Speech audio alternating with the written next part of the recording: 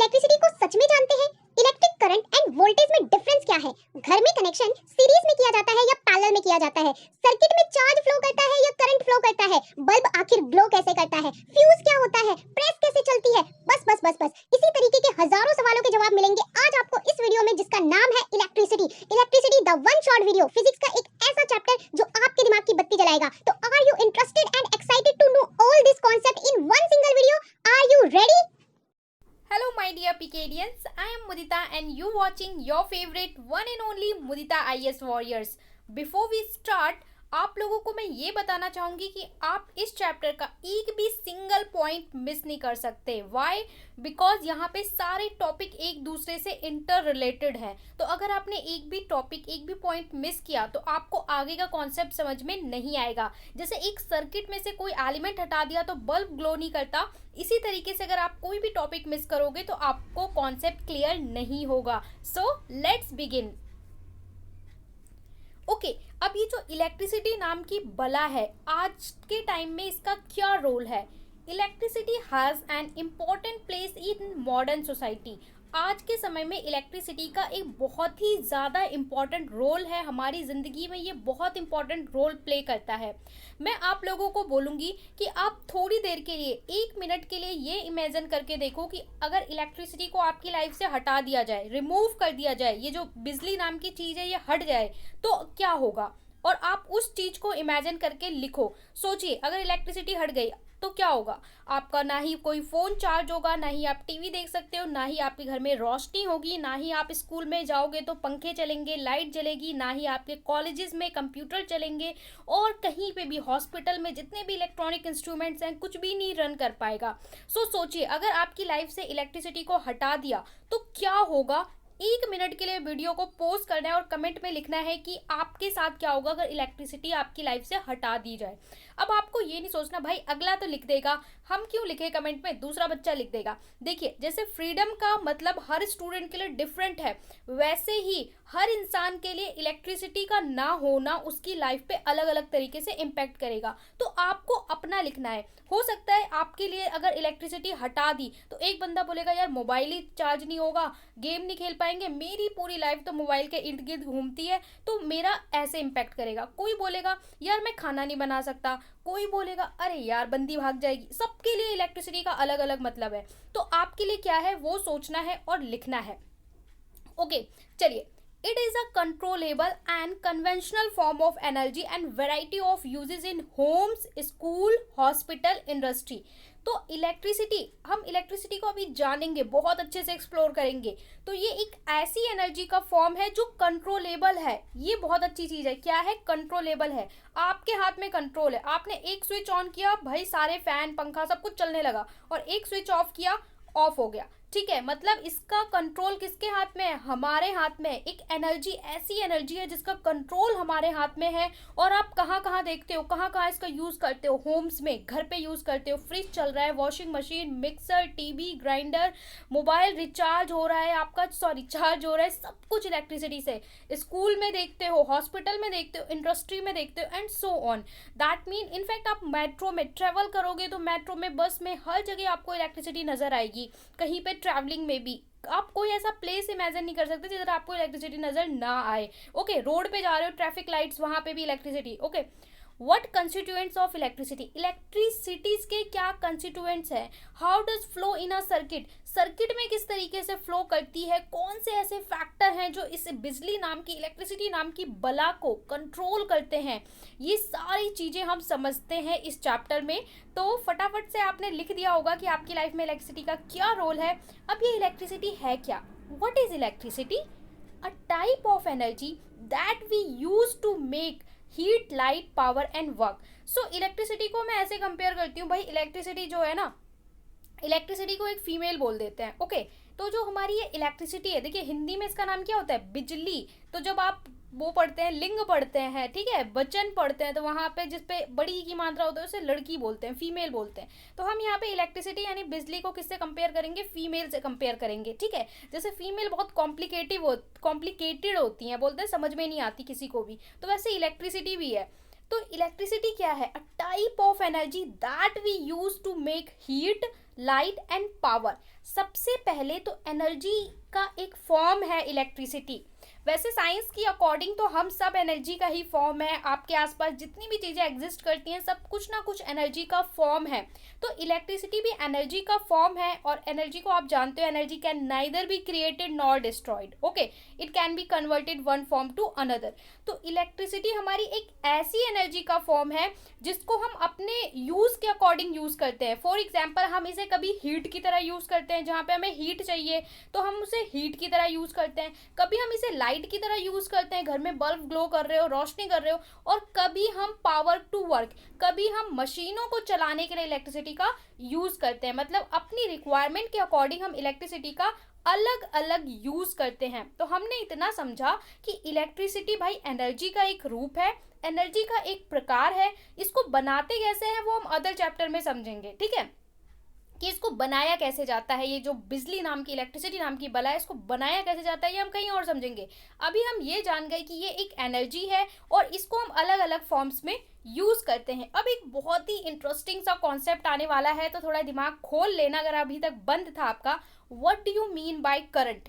यहाँ पे मैं आपसे जानना चाहती हूँ, आप करंट किसे बोलते हो, ठीक है। What do you mean by current, आप करंट से समझते क्या हो? और जो भी समझते हो पहले आपको उसे कमेंट में जाके लिखना है, देन आपको इसका आंसर समझ के उसके बाद जाके लिखना है कि आप क्या जानते थे। अगर मैं पूछूंगी करंट क्या कहते हैं, किसे कहते हैं? एक गांव का इंसान है जिसने कभी साइंस नहीं पढ़ी, जिसे साइंस का कोई लेना देना नहीं है, जो बिल्कुल पढ़ा लिखा नहीं है, उससे अगर मैं पूछेंगे करंट क्या होता है, तो बोलेगा भाई बिजली के खंभे को पकड़ लिया, करंट लग गया, वही है करंट, ठीक है। लेकिन अगर मैं आपसे पूछूं कि what do you mean by current, current कहते किसे हैं, तो आप क्या जवाब दोगे? क्योंकि आप तो इतने दिन से स्कूल जा रहे हो, आप एक साइंस के स्टूडेंट हो, क्लास 10th में आ चुके हो, तो आपके लिए करंट का क्या मतलब है? तो जनरली फ्रीक्वेंटली हम यूज करते हैं करंट को, हम क्या समझ लेते हैं? करंट को हम इलेक्ट्रिक करंट समझ लेते हैं। But the word current, current का मतलब वो नहीं होता जिसको हम जनरल फॉर्म में यूज करते। किसी को इलेक्ट्रिक शॉक लग गया तो हम बोलते हैं करंट लग गया, बट वो करंट नहीं है, ठीक है, वो इलेक्ट्रिक करंट है। करंट, अगर कोई सिर्फ करंट बोलता है तो करंट का मतलब होता है फ्लोइंग। जैसे आप वाटर करंट हो गया, एयर करंट हो गया, different kind of current. Current मतलब समथिंग फ्लोइंग, जो फ्लो करती हुई चीज है। जैसे कि जब हम बात करते हैं वाटर करंट के बारे में, तो यहाँ आपको नजर आ रहा है रिवर में पानी फ्लो कर रहा है, दैट अ वाटर करंट, वो एक वाटर करंट है। अब पानी आपके ऊपर गिर गया तो क्या आपको कोई शॉक लगेगा? इसके बाद देखिए यहाँ पे एयर करंट आपको नजर आएगा। एयर करंट, जो विंड फ्लो कर रही है वो क्या है? एयर करंट है। वाटर फ्लो कर रहा है तो वो क्या है? वाटर करंट है। और जब इलेक्ट्रिसिटी फ्लो करती है तब वो इलेक्ट्रिक करंट होता है। तो हम इलेक्ट्रिक करंट ना बोलकर क्या बोल देते हैं? करंट। तो वो करंट गलत वर्ड हो जाता है। अगर आप बोलोगे शॉक लगा किसी को, इलेक्ट्रिसिटी का शॉक, तो आप उसे बोलोगे इलेक्ट्रिक करंट। ओके, सिर्फ करंट बोलते हैं तो वो एक अनएजुकेटेड जो साइंस का स्टूडेंट नहीं है वो बोलेगा। अगर आप साइंस का स्टूडेंट हो तो बोलोगे इलेक्ट्रिक करंट। तो यहाँ पे बहुत कंफ्यूजन होता है कि भाई करंट क्या? करंट तो एयर को भी हम बोलते हैं, जो एयर फ्लो कर रही है, वाटर फ्लो कर रहा है, that is air current, that is water current, and this is electric current. Okay, तो यहाँ पे बहुत लोगों को कंफ्यूजन होता है। आई होप आपने जो भी आपका अंडरस्टैंडिंग था पहले, अब ज़्यादा बूस्ट हुआ होगा, ज़्यादा क्लियर होगा। अब हम चलते हैं अपने टॉपिक की तरफ। ओके, तो इलेक्ट्रिसिटी को समझने से पहले आपको समझना होगा चार्ज को। ओके, बहुत ही इंटरेस्टिंग टॉपिक है, बहुत ही अच्छा टॉपिक है, और इसके लिए मैं आपको थोड़ा सा रिकॉल कराऊंगी चीज़ें, क्लास 9th की चीज़ें भी हम थोड़ी थोड़ी केमिस्ट्री की याद करेंगे। हम यहाँ पढ़ रहे हैं फिजिक्स, लेकिन फिजिक्स को देखिए आप समझ नहीं पाओगे अगर आपको केमिस्ट्री नहीं पता। अगर आप केमिस्ट्री को अच्छे से नहीं समझे तो फिजिक्स भी नहीं समझ पाओगे, क्योंकि यहाँ पे आपका केमिस्ट्री का रोल प्ले होने वाला है। सो सबसे पहले आपको चार्ज समझना होगा। अगर आप चार्ज को समझ जाते हो तो आप इलेक्ट्रिसिटी को भी समझ पाओगे।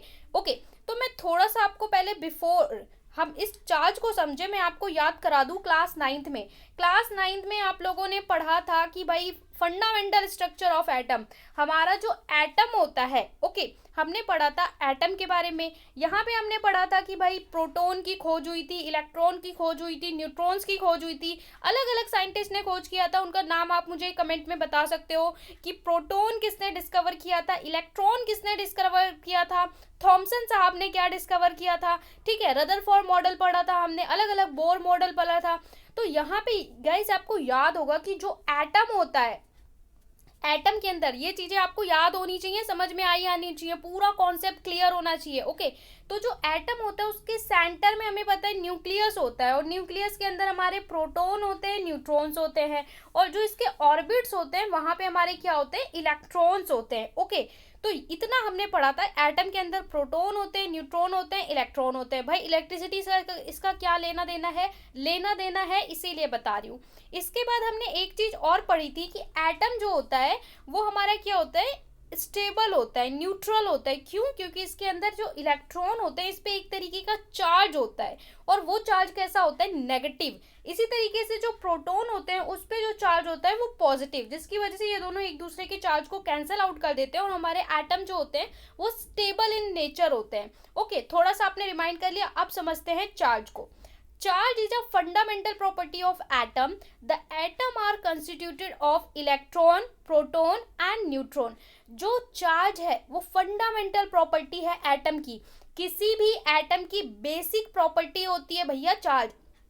अगर उसके अंदर से चार्ज ही हटा दिया तो भाई वो एटम एग्जिस्ट कैसे करेगा, या फिर उसके अंदर से एक तरीके का चार्ज हटा दिया तो वो अनस्टेबल हो जाएगा। ओके, द एटम, और जो एटम बना होता है किससे बना होता है, इलेक्ट्रॉन, प्रोटॉन एंड न्यूट्रॉन, जिसकी अलग अलग टाइम पे डिस्कवरी हुई है। और इसका जो हमने स्ट्रक्चर पढ़ा था क्लास 9th में, वहीं से हमें समझ में आया था कि एटम का स्ट्रक्चर क्या होता है, किस पे कौन सा चार्ज होता है। We can say that electric charge is the property of matter that cause it to experience force. अब हम यहाँ पे चार्ज तो हम सब जानते हैं चार्ज क्या होता है, यहाँ पे हमें समझना है इलेक्ट्रिक चार्ज। जब भी आप इलेक्ट्रिसिटी के कॉन्सेप्ट की बात करोगे तो आप बोलोगे electric current, electric charge. Okay, अब ये चार्ज क्या कहलाएगा, electric charge. Electric charge is the property of matter that cause it to experience force. Electric charge की वजह से क्या होता है, एक डिस्प्लेसमेंट होता है, एक फोर्स को एक्सपीरियंस किया जाता है। चार्ज जो है वो पॉजिटिव भी हो सकता है, नेगेटिव भी हो सकता है, लेकिन चार्ज में भी positive and negative. But when we talk about electric charge, जब हम इलेक्ट्रिक चार्ज की बात करेंगे तो वो सिर्फ एक ही तरीके का होगा, और वो भी मैं आपको बताने वाली हूँ आगे। Like charge repel each other. जो भी एक ही तरह के चार्ज होंगे वो हमेशा एक दूसरे को धक्का देते हैं, ठीक है, रिपेल करते हैं लाइक चार्जेस, और unlike charges attract each other. इसको हम सेम तरीके से समझ सकते हैं, जो एक तरह के चार्ज, देखिए पॉजिटिव चार्ज और पॉजिटिव चार्ज, अगर आप इनको कभी भी पास में लाओगे ना तो हमेशा जो सेम तरह का चार्ज है वो एक दूसरे को रिपेल करेगा, धक्का मारेगा, ठीक है, चल दूर हट जा, मेरे को तेरे से मतलब नहीं है। इसी तरीके से अगर दो नेगेटिव चार्ज को लाओगे तो वो भी एक दूसरे को ढकेलेंगे, चल हट जा, तेरे से कोई मतलब नहीं है, ठीक है। और जो अपोजिट चार्ज है, एक पॉजिटिव होगा एक नेगेटिव होगा, तो वो हमेशा अट्रैक्ट करेगा। आप इस तरीके से मैग्नेट में भी समझ सकते हो, जो चुंबक होता है, ठीक है, तो चुंबक में भी सेम तरह के पोल को लाओगे तो वो रिपेल करता है सेम चार्ज को, और अपोजिट को लाते हो तो अट्रैक्ट करता है। ये चीज सब जगह एग्जिस्ट करती है। हमारे अर्थ के लिए बात करें तो अर्थ पे भी जो पोल्स होते हैं अर्थ के, वहां पे भी ये चीज एग्जिस्ट करती है। मैग्नेट की बात करें वहां पे भी। और अगर आप जेंडर भी देखो तो भाई ये मेल है ये फीमेल है, कितना भी बोले ये अट्रैक्ट होते हैं, ये फंडामेंटल चीज है, ठीक है। और अगर सेम तरह के, भाई आप इंटेलिजेंट हो, आपका एक दोस्त हो वो बहुत भाई इंटेलिजेंट है, तो वो रिपेल करेंगे एक दूसरे को, चल मैं अपने आगे किसी को कुछ नहीं समझता, ठीक है, ऐसे करते हैं। तो क्या है, चार्ज क्या है, जो पॉजिटिव सेम तरह के चार्ज होंगे वो एक दूसरे को रिपेल करते हैं, और जो अपोजिट चार्ज होते हैं वो क्या होते हैं, अट्रैक्ट करते हैं। अब इस चार्ज की भी कोई यूनिट होगी जिसमें हम इस चार्ज को मेजर करते होंगे, ठीक है। आप जब आलू लेने जाते हो तो आलू आपको कैसे देता है, ऐसे ही उठा के देता है, नाप के देता है ना, तो उसको हम किस में नापते हैं, किलोग्राम में नापते हैं। आप डिस्टेंस को नापते हो, किलोमीटर में नापते हो, एक यूनिट होती है। अब हम चार्ज की बात कर रहे हैं तो चार्ज के लिए भी एक स्पेसिफिक यूनिट है, और उस यूनिट को हम बोलते हैं कूलाम, जिसको हम सी से दिखाते हैं, COULOMB। आपसे एग्जाम में पूछेगा what is the SI unit of charge, charge की SI यूनिट क्या है, तो चार्ज की SI यूनिट होती है कूलाम। इसको हम C से डिनोट करते हैं, and somewhere we denote as Q, और इसको हम Q से भी डिनोट करते हैं, तो ये आपको याद रखना है। कूलाम SI यूनिट हो गई। इसके बाद चार्ज ऑन 1 इलेक्ट्रॉन, एक इलेक्ट्रॉन पे कितना चार्ज होता है, ये बहुत इंपॉर्टेंट है, this is very very important, ठीक है। ये अभी भी काम आएगा। और अगर आप फिजिक्स में इंटरेस्टेड है, क्लास 11-12 में फिजिक्स पढ़ते हैं, तो ये चीज़ आपको हर जगह लाइफ टाइम इम्पॉर्टेंट है, हर जगह आपको न्यूमेरिकल में यूज होगी कि किसी एक इलेक्ट्रॉन पे, भाई साहब देखो अभी आपने ये समझा था कि इलेक्ट्रॉन के ऊपर नेगेटिव चार्ज होता है, ठीक है, लेकिन एक इलेक्ट्रॉन पे कितना नेगेटिव चार्ज होता है ये बताया जा रहा है आपको। इससे आप कितने भी इलेक्ट्रॉन पे कितना नेगेटिव टोटल चार्ज है, नेट चार्ज है, वो भी कैलकुलेट कर सकते हो। तो एक इलेक्ट्रॉन, हमारे एक इलेक्ट्रॉन पे 1.6 10⁻⁻19 कूलाम चार्ज होता है, यानी 1.6 और 10⁻⁻19। इसका मतलब 1.6 को यहाँ पे आप लिखो, इसमें 9 जीरो लगा दो, ठीक है, 9 जीरो लगा दो। तो इसको अगर आप डिवाइड करते हैं तो इसको हम इस तरीके से लिखते हैं 1.6 10⁻⁻19। -19 का मतलब क्या है, ये वैल्यू जो है वो डिवाइड में है 1.6 के। एक इलेक्ट्रॉन पे इतना चार्ज होता है। If the charge on an electron is E, अगर किसी इलेक्ट्रॉन पे जो चार्ज है उसे हम ई बोल रहे हैं, and n is the number of electron. N क्या है, नंबर ऑफ इलेक्ट्रॉन है कि कितने इलेक्ट्रॉन पास हो रहे हैं उस पर्टिकुलर पॉइंट से एक पर्टिकुलर टाइम में, then the charge can be written. तो हम उस चार्ज को इस तरीके से लिख सकते हैं, charge equal to number of electron और charge on an electron, Q equal to NE। इस पे आपको न्यूमेरिकल भी दिया जा सकता है एग्जाम में, ओके, और क्वेश्चन दिया भी जाता है। इसका मतलब क्या है कि भाई एक हमारा कोई पाथ है, यहाँ पे नंबर ऑफ इलेक्ट्रॉन्स, यहाँ पे कुछ इलेक्ट्रॉन्स फ्लो कर रहे हैं, ठीक है। अब आपको किसी ने, मैंने पूछ लिया इस पॉइंट पे 1 मिनट में भाई बताओ कितना चार्ज होगा, तो आप बोलोगे कि मैम देखो एक इलेक्ट्रॉन पे तो इतना चार्ज होता है 1.6, और इसके अंदर 10 इलेक्ट्रॉन है, मतलब एक इलेक्ट्रॉन पे 1.6 इंटू 10⁻⁻⁻19 होता है, इंटू 10 इलेक्ट्रॉन है तो 10 से मल्टीप्लाई कर देंगे, हम आपको चार्ज बता देंगे। वही चीज वहीं से यहाँ पे ये फॉर्मूला निकला है कि number of electron into charge on an electron, एक इलेक्ट्रॉन पे कितना चार्ज है और नंबर ऑफ इलेक्ट्रॉन को मल्टीप्लाई कर दो तो Q इक्वल टू NE। तो हम Q किसे डिनोट कर रहे हैं, जब भी आप चार्ज की बात करोगे तो चार्ज को हम Q बोलेंगे, नंबर ऑफ इलेक्ट्रॉन को N बोलेंगे, और चार्ज एक इलेक्ट्रॉन पे कितना है उसे E बोलेंगे, ओके। और चार्ज की यूनिट क्या है, कूलाम है, जिसे हम C लिखते हैं। Here number of electron in 1 coulomb, कितने होते हैं 1 कूलाम में इलेक्ट्रॉन। सो देखिए यहाँ पे Q, इसी तरीके से आपके और भी फॉर्मूले बन जाएंगे। अगर आपको N निकालना है तो इसे हम Q/E बोल सकते हैं। अगर ये 1 कूलाम है और ये 1.6 है तो इसकी वैल्यू आती है, यानी number of electrons, number of electron कितने होते हैं, number of electrons in 1 charge, 1 coulomb charge में, एक कूलाम चार्ज में कितने इलेक्ट्रॉन होते हैं, तो 6.25 10⁻18। ये भी न्यूमेरिकल में आप डायरेक्ट रख सकते हो। अगर आप NTPC का एग्जाम देने जाओगे, ओलंपियाड का एग्जाम देने जाओगे, तो ये वैल्यू आपको याद होनी चाहिए, दोनों की दोनों वैल्यू आपको याद होनी चाहिए। अगर आपसे कोई पूछता है कि अगर आपसे कोई पूछता है कि एक इलेक्ट्रॉन पे चार्ज कितना होता है, तो भैया चार्ज इतना होता है, और एक इलेक्ट्रॉन में एक कूलाम चार्ज में इलेक्ट्रॉन कितने होते हैं, तो एक कूलाम चार्ज में इलेक्ट्रॉन कितने होते हैं वो आप कैलकुलेट करने की जरूरत नहीं है, आपको एग्जैक्टली याद होना चाहिए, 6.25 10⁻18। कोई भी साइंस का स्टूडेंट हो उसे ये सारी वैल्यू याद होती है, जैसे ग्रेविटेशनल फोर्स की वैल्यू कितनी होती है, इलेक्ट्रॉन पे चार्ज की वैल्यू कितनी होती है, ये एक साइंस स्टूडेंट को हमेशा याद रहता है, ठीक है। तो ये आपको आज से याद कर लेना है, 6.25 10⁻18 इतने इलेक्ट्रॉन होते हैं एक कूलाम चार्ज में। अगर आपको एक कूलाम चार्ज दे दिया तो उसके अंदर इतने इलेक्ट्रॉन घूम रहे होंगे, ठीक है। तो ये समझ में आ गया हमको चार्ज के बारे में। अब बात करते हैं इलेक्ट्रिक करंट, ओके। जब हम चार्ज कर रहे हैं तो ठीक है, लेकिन जब हम इलेक्ट्रिसिटी में बात करेंगे, सर्किट में बात करेंगे इन्हीं की, इसी चार्ज की, तब हम इसको क्या बोलेंगे, इलेक्ट्रिक चार्ज बोलेंगे, ठीक है, इलेक्ट्रिक चार्ज। अब हम बात करते हैं इलेक्ट्रिक करंट की। जब मैं बोली थी ना करंट, तो करंट, अब हम कौन से करंट की बात कर रहे हैं, इलेक्ट्रिक करंट। अब कोई अगर आपसे बोलते हैं कि करंट लग गया, तो आप बोलोगे करंट नहीं, electric current, okay. So electric current की अब हम बात करने वाले हैं कि जो हमारा सर्किट होगा उसमें इलेक्ट्रिक करंट क्या है, इलेक्ट्रिसिटी में इलेक्ट्रिक करंट क्या है। चार्ज अगर आपको समझ में आ गया, अब इलेक्ट्रिक करंट बहुत जल्दी समझ में आएगा।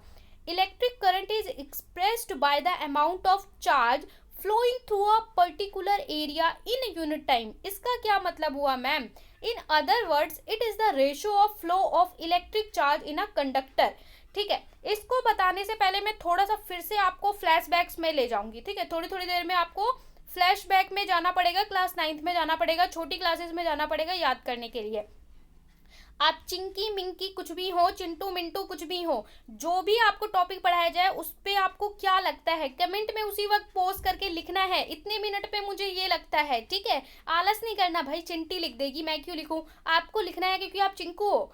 ठीक है, तो इलेक्ट्रिक करंट बताने से पहले मैं आपको बता दूं कि आप लोगों ने पढ़ा है, बहुत बार पढ़ा है, मेटल और नॉन मेटल। ठीक है, यहाँ पे मैं लिख रही हूँ, कोई स्पेलिंग मिस्टेक हो तो उसको नहीं बोलेंगे। ठीक है, मेटल और नॉन मेटल में बहुत बार डिफरेंस पढ़ा है।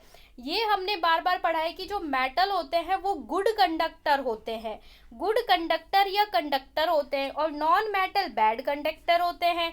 बार बार आपको पढ़ाया गया है कि जो मेटल होते हैं उसमें से इलेक्ट्रिसिटी पास करती है, गुड कंडक्टर होते हैं, थर्मल होते हैं, और जो नॉन मेटल है वहां से इलेक्ट्रिसिटी पास नहीं करती। और आपने देखा भी होगा कि कभी किसी को बोलते हैं ना इलेक्ट्रिक शॉक लग गया, तो क्या करते हैं, जो नॉन मेटल जैसे कि वुडन की चीज हो गई, प्लास्टिक की चीज हो गई, उससे बोलते हैं कि मारो भाई। ठीक है, क्योंकि वो नॉन कंडक्टर है, नॉन मेटल है, बैड कंडक्टर है। रबर हो गया, प्लास्टिक हो गया, वुड हो गया। तो हमने ये पढ़ा था कि जो भाई मेटल होते हैं, मेटल गुड कंडक्टर होते हैं, मेटल के अंदर से इलेक्ट्रिसिटी फ्लो करती है। जो हम वायर बनाते हैं, आपने पढ़ा होगा ना मेलिएबिलिटी, डक्टिलिटी, प्रॉपर्टीज पढ़ी है मेटल की, तो मेटल के अंदर ही जो करंट है वो हमारा फ्लो करता है, और मेटल की ही वायर बनाई जाती है। जितनी भी आपके घर में वायर लगी होगी सब मेटल की होती है। ऊपर उसके ऊपर जो हम कोडिंग करते हैं, मतलब प्लास्टिक या रबर का शीट लगाते हैं, वो इसलिए जिससे इंसुलेटर लगाते हैं, वो जो नॉन कंडक्टर होता है। ओके, सो मेटल के अंदर फ्लो करता है। अब हम जानते हैं कि मेटल के अंदर करंट फ्लो करता है और मेटल की ही हमारी वायर होंगी। अब समझते हैं इलेक्ट्रिक करंट को। अब फ्लैशबैक से वापस आ जाओ। It is the ratio of flow of electric charge. तो इलेक्ट्रिक करंट क्या है? रेशो है। रेशो का मतलब समथिंग ऊपर होगा और बटे में कुछ नीचे होगा। रेशो है किसी दो चीज का, 1/2 का। तो किस चीज का रेशो है? Flow of electric charge, electric charge के फ्लो का, वो भी किसमें? कंडक्टर में। कंडक्टर किसको बोलते हैं? मेटल्स को बोलते हैं। यानी कितना चार्ज फ्लो कर रहा है पर्टिकुलर टाइम में, उसको हम क्या बोल रहे हैं? इलेक्ट्रिसिटी बोल रहे हैं। चार्ज को हम किससे दिखाते हैं भैया? मैंने आपको पहले ही बता दिया, चार्ज को हम क्यू से दिखाते हैं। तो electric current is expressed in the amount of charge. कितना चार्ज फ्लो कर रहा है पर्टिकुलर टाइम में, कितने टाइम में, इसको हम क्या बोलते हैं? Electric current. इलेक्ट्रिक करंट यानी इलेक्ट्रिक करंट क्या है? I = Q/T। ठीक है, पूरा डेफिनेशन आपको समझ में आ गई, फॉर्मूला रटने की जरूरत ही नहीं है। चार्ज आप लोग जानते हो, चार्ज को आप Q से दिखाते हो, टाइम को T से दिखाते हो। तो कितना चार्ज एक मिनट में, कितने टाइम में फ्लो कर रहा है, उसको हम क्या बोल रहे हैं? इलेक्ट्रिक करंट बोल रहे हैं। Okay, if a net charge q flow across the cross section conductor in time t, then current I flow through a cross section। हम बोल रहे हैं कि पर्टिकुलर यहाँ पे कोई आपकी एक वायर है। ठीक है, पर्टिकुलर एक ये वायर है कोई सी भी। मेरी ड्राइंग नहीं देखनी है आप लोगों को, बस कॉन्सेप्ट को देखना है। ठीक है, मेरी ड्राइंग अच्छी नहीं है। तो यहाँ पे आपका क्या है? If a net charge Q, अगर आपके इस सर्किट में कोई नेट चार्ज फ्लो कर रहा है, और जब भी मैं बोलूंगी चार्ज फ्लो कर रहा है तो चार्ज का मतलब है कि आपके इलेक्ट्रॉन फ्लो करेंगे। जब भी मैं बोलूंगी कि इलेक्ट्रिक चार्ज फ्लो कर रहा है तो वहां पे प्रोटॉन न्यूट्रॉन फ्लो नहीं करेंगे। क्या फ्लो करेगा? इलेक्ट्रॉन फ्लो करेगा। ठीक है, इस बात को गांठ बांध के रख लो। अभी गांठ बांधो फटाफट से, दुपट्टे में, पैंट में, शर्ट में, कहीं पे भी गांठ बांधो और रख लो। क्या गांठ बांधनी है? कि किसी भी सर्किट में क्या फ्लो करता है? इलेक्ट्रॉन फ्लो करता है। जब भी मैं बोलूंगी कि चार्ज फ्लो कर रहा है मतलब इलेक्ट्रॉन फ्लो कर रहा है, इलेक्ट्रॉन भाग रहा है। प्रोटॉन न्यूट्रॉन नहीं भागेगा आपका, इलेक्ट्रॉन भागेगा, इलेक्ट्रॉन फ्लो करेगा। सो इलेक्ट्रॉन फ्लो कर रहा है। अब यहाँ पे इलेक्ट्रॉन फ्लो कर रहा है तेजी से। ठीक है, if a charge electron flow कितने टाइम में? एक पर्टिकुलर टाइम में ना, कि 1 मिनट में, 2 मिनट में, एक टाइम में। ये अगर हमारा ई इलेक्ट्रॉन फ्लो कर रहा है, चार्ज फ्लो कर रहा है किसी कंडक्टर में से तो उसके अंदर एक करंट होगा, इलेक्ट्रिक करंट जिसे हम कहेंगे, और उसको हम किससे डिनोट करेंगे, आई से। तो यही हमारा क्या है, इलेक्ट्रिक करंट है कि ये क्यू चार्ज फ्लो कर रहा है पर्टिकुलर टाइम में, तो उसको हमने क्या बोल दिया, इलेक्ट्रिक करंट बोल दिया। अब ये इलेक्ट्रिक करंट है तो इसको भी नापने की कोई ना कोई यूनिट होगी। चार्ज की यूनिट तो मैंने आपको बता दी कुलाम होती है। अब जो इसकी यूनिट रखी जाती है, ऐसा यूनिट जो इनके साइंटिस्ट होते हैं उन्हीं के नाम से रख देते हैं, कुछ मिलता जुलता नाम। तो इसके लिए हमारा जो एसआई यूनिट है इलेक्ट्रिक करंट का, इस एम्पियर, एम्पियर इनका नाम भी जाहिर सी बात है जो भी साइंटिस्ट होते हैं उनके नाम पे रख दिया जाता है। The SI unit electric current is ampere, ampere okay. और इसको हम डिनोट करते हैं ए से, चार्ज को हम डिनोट करते हैं क्यू से, लेकिन यूनिट होती है कुलाम। यहाँ पे देखिए इलेक्ट्रिक करंट की यूनिट होती है एम्पियर, एम्पियर 3 बार बोल लोगे, एम्पियर एम्पियर एम्पियर, बस ठीक है। जैसे एम्पायर होता है, एम्पायर से एम्पियर, ठीक है। अब भूलोगे नहीं, कभी भी कोई बोलेगा इनका एम्पायर था, एम्पायर नहीं एम्पियर। और ए से डिनोट करते हैं, named after the French scientist Andrew Marie Ampere. तो यहाँ पे देख लीजिए इनका सरनेम था भैया एम्पियर, इन्हीं के नाम पे रख दिया एम्पियर। तुम भी कोई सर्किट बना दो, कोई चीज एक्सप्लोर कर दो, तुम्हारा नाम भी, तुम्हारे नाम से भी बच्चे आगे जाके पढ़ेंगे, ठीक है। तो ये हम समझ गए कि चार्ज क्या है सर्किट के अंदर, और सर्किट के अंदर चार्ज जब फ्लो करेगा मतलब इलेक्ट्रॉन फ्लो करेंगे तब करंट बनेगा, उस करंट को हम क्या बोलेंगे, इलेक्ट्रिक करंट बोलेंगे। जब ये फ्लो, रुके हुए हैं तो कोई काम नहीं है, जब ये फ्लो कर रहे हैं, चल रहे हैं, तो इलेक्ट्रिक करंट, और करंट की यूनिट होगी ampere. 1 ampere is constituted by the flow of 1 coulomb of charge per second, that is 1 ampere। अब आपसे हर कोई भी आप यूनिट पढ़ोगे, किसी भी क्वांटिटी के बारे में पढ़ोगे तो बोलेगा 1 कब होगा।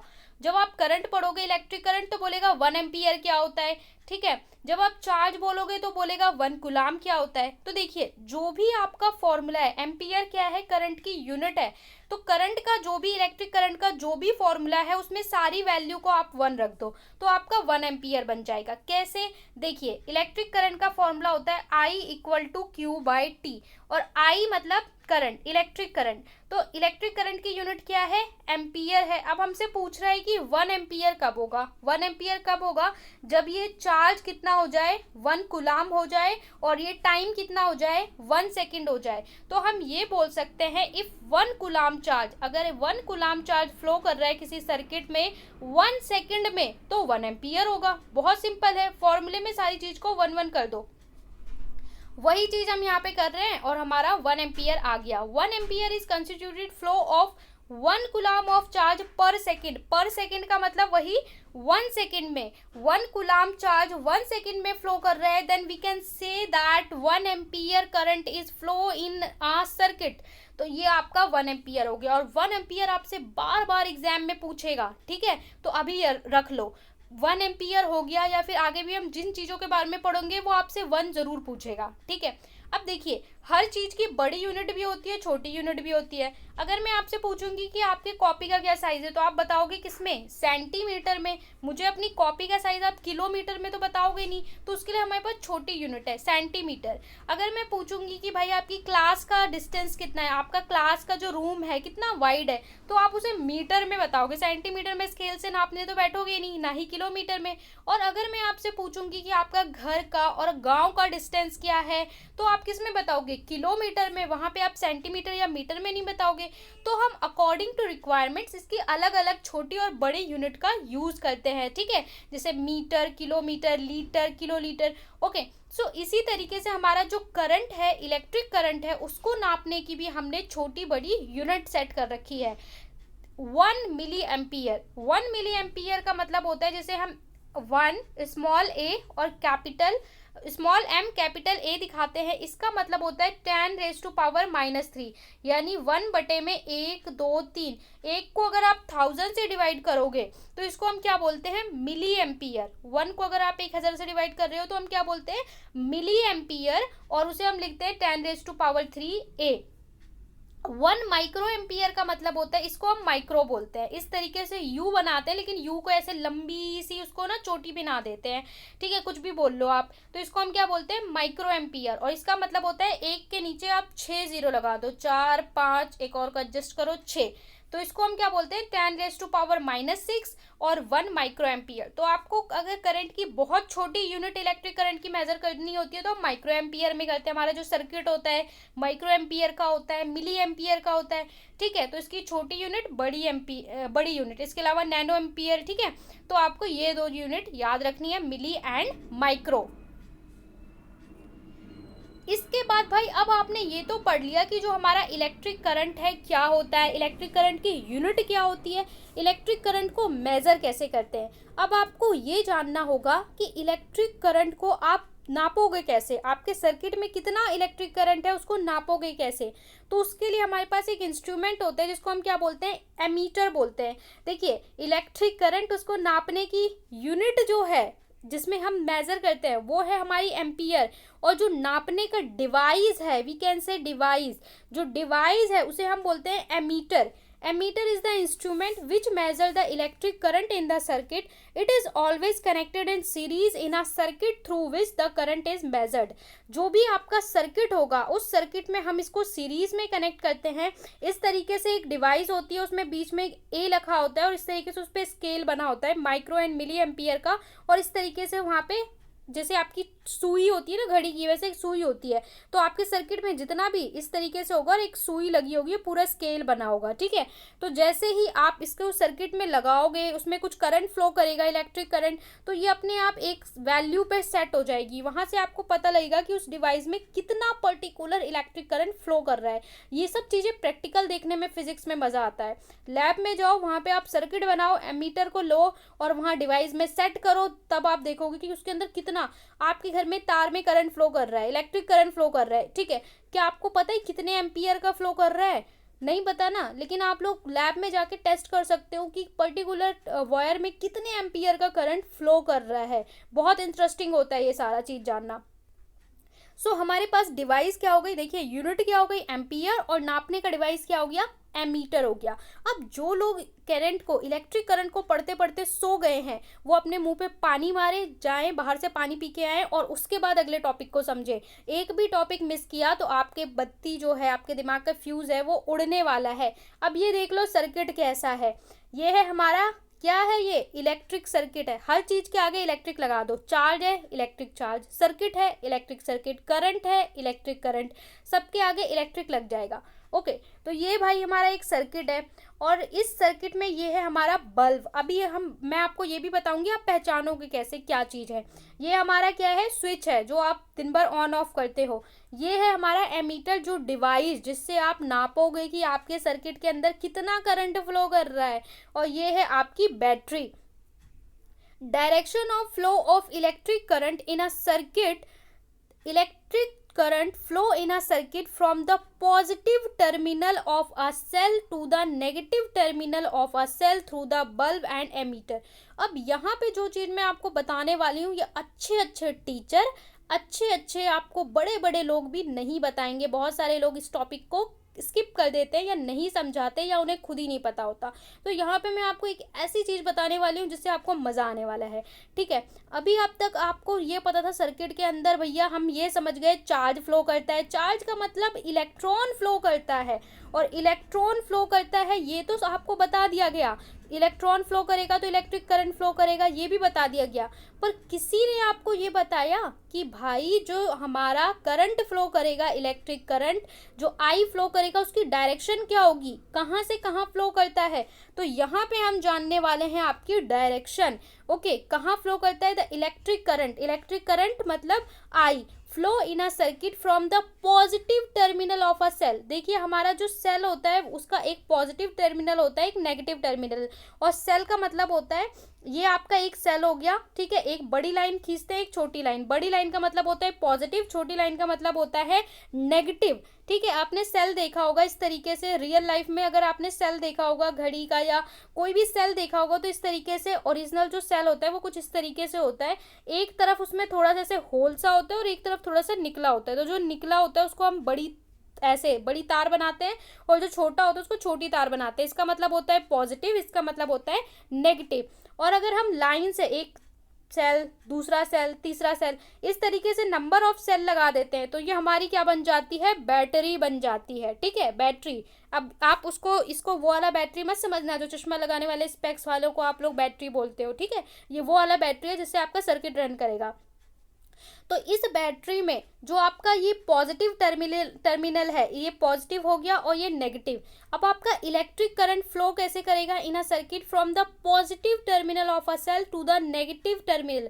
मतलब पॉजिटिव टर्मिनल से आपका जो करंट है वो फ्लो करेगा किसकी तरफ, नेगेटिव। मतलब इस तरीके से फ्लो करेगा, यहाँ से फ्लो करना शुरू करेगा। अब इसके बाद मैं एक और इंटरेस्टिंग चीज बताऊंगी जो आपको हिला देगा भाई, और आप ये पढ़ के जाके अपने टीचर को बताओगे तो आपके टीचर बोलेंगे हाँ कहीं सही जगह से पढ़ के आया है। ठीक है, तो देखिए पॉजिटिव टर्मिनल से आपका क्या फ्लो करेगा, आई फ्लो करेगा, करंट फ्लो करेगा। लेकिन मैंने आपको बताया करंट फ्लो ही नहीं कर सकता जब तक चार्ज फ्लो ना करे। तो चार्ज की क्या डायरेक्शन होगी, क्या आप में से कोई मुझे बता सकता है कि इलेक्ट्रिक चार्ज कहाँ फ्लो करेगा। ये तो हम जान गए कि जो इलेक्ट्रिक करंट होगा वो पॉजिटिव से, ठीक है, पॉजिटिव से ऐसे जाना शुरू होगा और इस तरीके से आके नेगेटिव के अंदर घुस जाएगा, फिर पॉजिटिव से जाएगा, इस तरीके से फ्लो करता रहेगा और बल्ब जलता रहेगा। लेकिन कोई मुझे बताएगा कि चार्ज जो हमारा क्यू है, इलेक्ट्रिक चार्ज है, वो कहाँ फ्लो करेगा। तो अब कान खोल के सुन लो, दिल थाम के सुन लो, इसको भी गांठ बांध लो, अपने पास 4-5 रुपट्टे रख लो, अपनी शर्ट में, बटन में, कहीं पे भी गांठ बांध लो और सिल लो। ठीक है, कि भूलोगे नहीं। दिमाग में गांठ बांधनी है पर कॉपी में और कहीं पे भी बांध सकते हो। तो आपको क्या बांधनी है कि करंट फ्लो करता है पॉजिटिव से नेगेटिव, लेकिन जो हमारा चार्ज है, चार्ज मैंने क्या बोला, चार्ज मतलब इलेक्ट्रॉन, जब इलेक्ट्रॉन फ्लो करेगा वो नेगेटिव टू पॉजिटिव करेगा। क्या मतलब, इसका उल्टा। करंट फ्लो करता है सीधी डायरेक्शन में, सीधा मतलब पॉजिटिव से नेगेटिव, हमेशा बड़े से छोटे की तरफ जाता है, लेकिन जो चार्ज है वो फ्लो करेगा हमारा ऐसे, उल्टा, नेगेटिव डायरेक्शन में, नेगेटिव टू पॉजिटिव। यानी अगर मैं इसको मिटा दूं तो हमारे इलेक्ट्रॉन, जब भी आप सर्किट में स्विच ऑन करते हो, स्विच ऑन करोगे तो क्या होगा, ये जो नेगेटिव वाली डायरेक्शन है यहाँ से इलेक्ट्रॉन फ्लो होने शुरू हो जाएंगे इस तरीके से। ठीक है, इस तरीके से ये पूरे इलेक्ट्रॉन यहाँ पे सब जगह इलेक्ट्रॉन फ्लो करेंगे। ठीक है, इलेक्ट्रॉन कहाँ फ्लो करेंगे, नेगेटिव टू पॉजिटिव। कौन फ्लो करेगा, इलेक्ट्रॉन। इलेक्ट्रॉन फ्लो करेंगे नेगेटिव टू पॉजिटिव। अब जब इलेक्ट्रॉन इस तरीके से फ्लो करना तो इसके अंदर क्या शुरू हो जाएगा, इलेक्ट्रिक करंट। और इलेक्ट्रिक करंट फिर जब ये इधर से आ रहे हैं, ठीक है, नेगेटिव टू पॉजिटिव, तो इलेक्ट्रिक करंट इसकी उल्टी डायरेक्शन में, यानी पॉजिटिव टू नेगेटिव हमारा क्या फ्लो होने लगेगा, इलेक्ट्रिक करंट फ्लो होने लगेगा। यानी सर्किट के अंदर जो चार्ज फ्लो होता है, इलेक्ट्रिक चार्ज फ्लो होता है, वो होता है हमारा नेगेटिव टू पॉजिटिव डायरेक्शन, और जो इलेक्ट्रिक करंट फ्लो करता है वो करता है positive terminal to negative terminal. तो इस तरीके से अगर आपको एक याद है तो दूसरा आप बता सकते हो इसका अपोजिट। अगर कोई आपसे पूछेगा इलेक्ट्रिक करंट तो बोल दोगे भाई पॉजिटिव से जाता है नेगेटिव की तरफ। ठीक है, पॉजिटिव से नेगेटिव की तरफ। और अगर कोई आपसे पूछेगा चार्ज तो आप बोलोगे नेगेटिव से जाता है कहाँ पे, पॉजिटिव की तरफ। यानी दोनों, यानी कि जो चार्ज हो गया, सर्किट में क्या फ्लो कर रहा है, चार्ज फ्लो कर रहा है कि करंट फ्लो कर रहा है, दोनों फ्लो कर रहा है, पर दोनों एक दूसरे के उल्टी डायरेक्शन में। ये जा रहा है ऐसे तो करंट जा रहा है ऐसे, दोनों एक दूसरे के अपोजिट डायरेक्शन में फ्लो कर रहे हैं। चार्ज फ्लो करेगा, देखिए चार्ज का मतलब क्या है, इलेक्ट्रॉन है, ध्यान रखना है, चार्ज का मतलब है इलेक्ट्रॉन। इलेक्ट्रॉन पे चार्ज कैसा होता है, नेगेटिव, तो भैया ये हमेशा नेगेटिव से पॉजिटिव की तरफ ही जाएगा। करंट हमेशा पॉजिटिव से नेगेटिव की तरफ जाएगा। ओके, इस बात को गांठ बांध लो, ये बहुत ही इंपॉर्टेंट कॉन्सेप्ट है। बड़े बड़े लोगों को सही से ये चीज़ क्लियर नहीं होती है। अगर आपने ये वीडियो देखा तो आप बहुत भाग्यशाली हैं, कभी नहीं भूलेंगे, इसे भी गांठ बांध के रखो।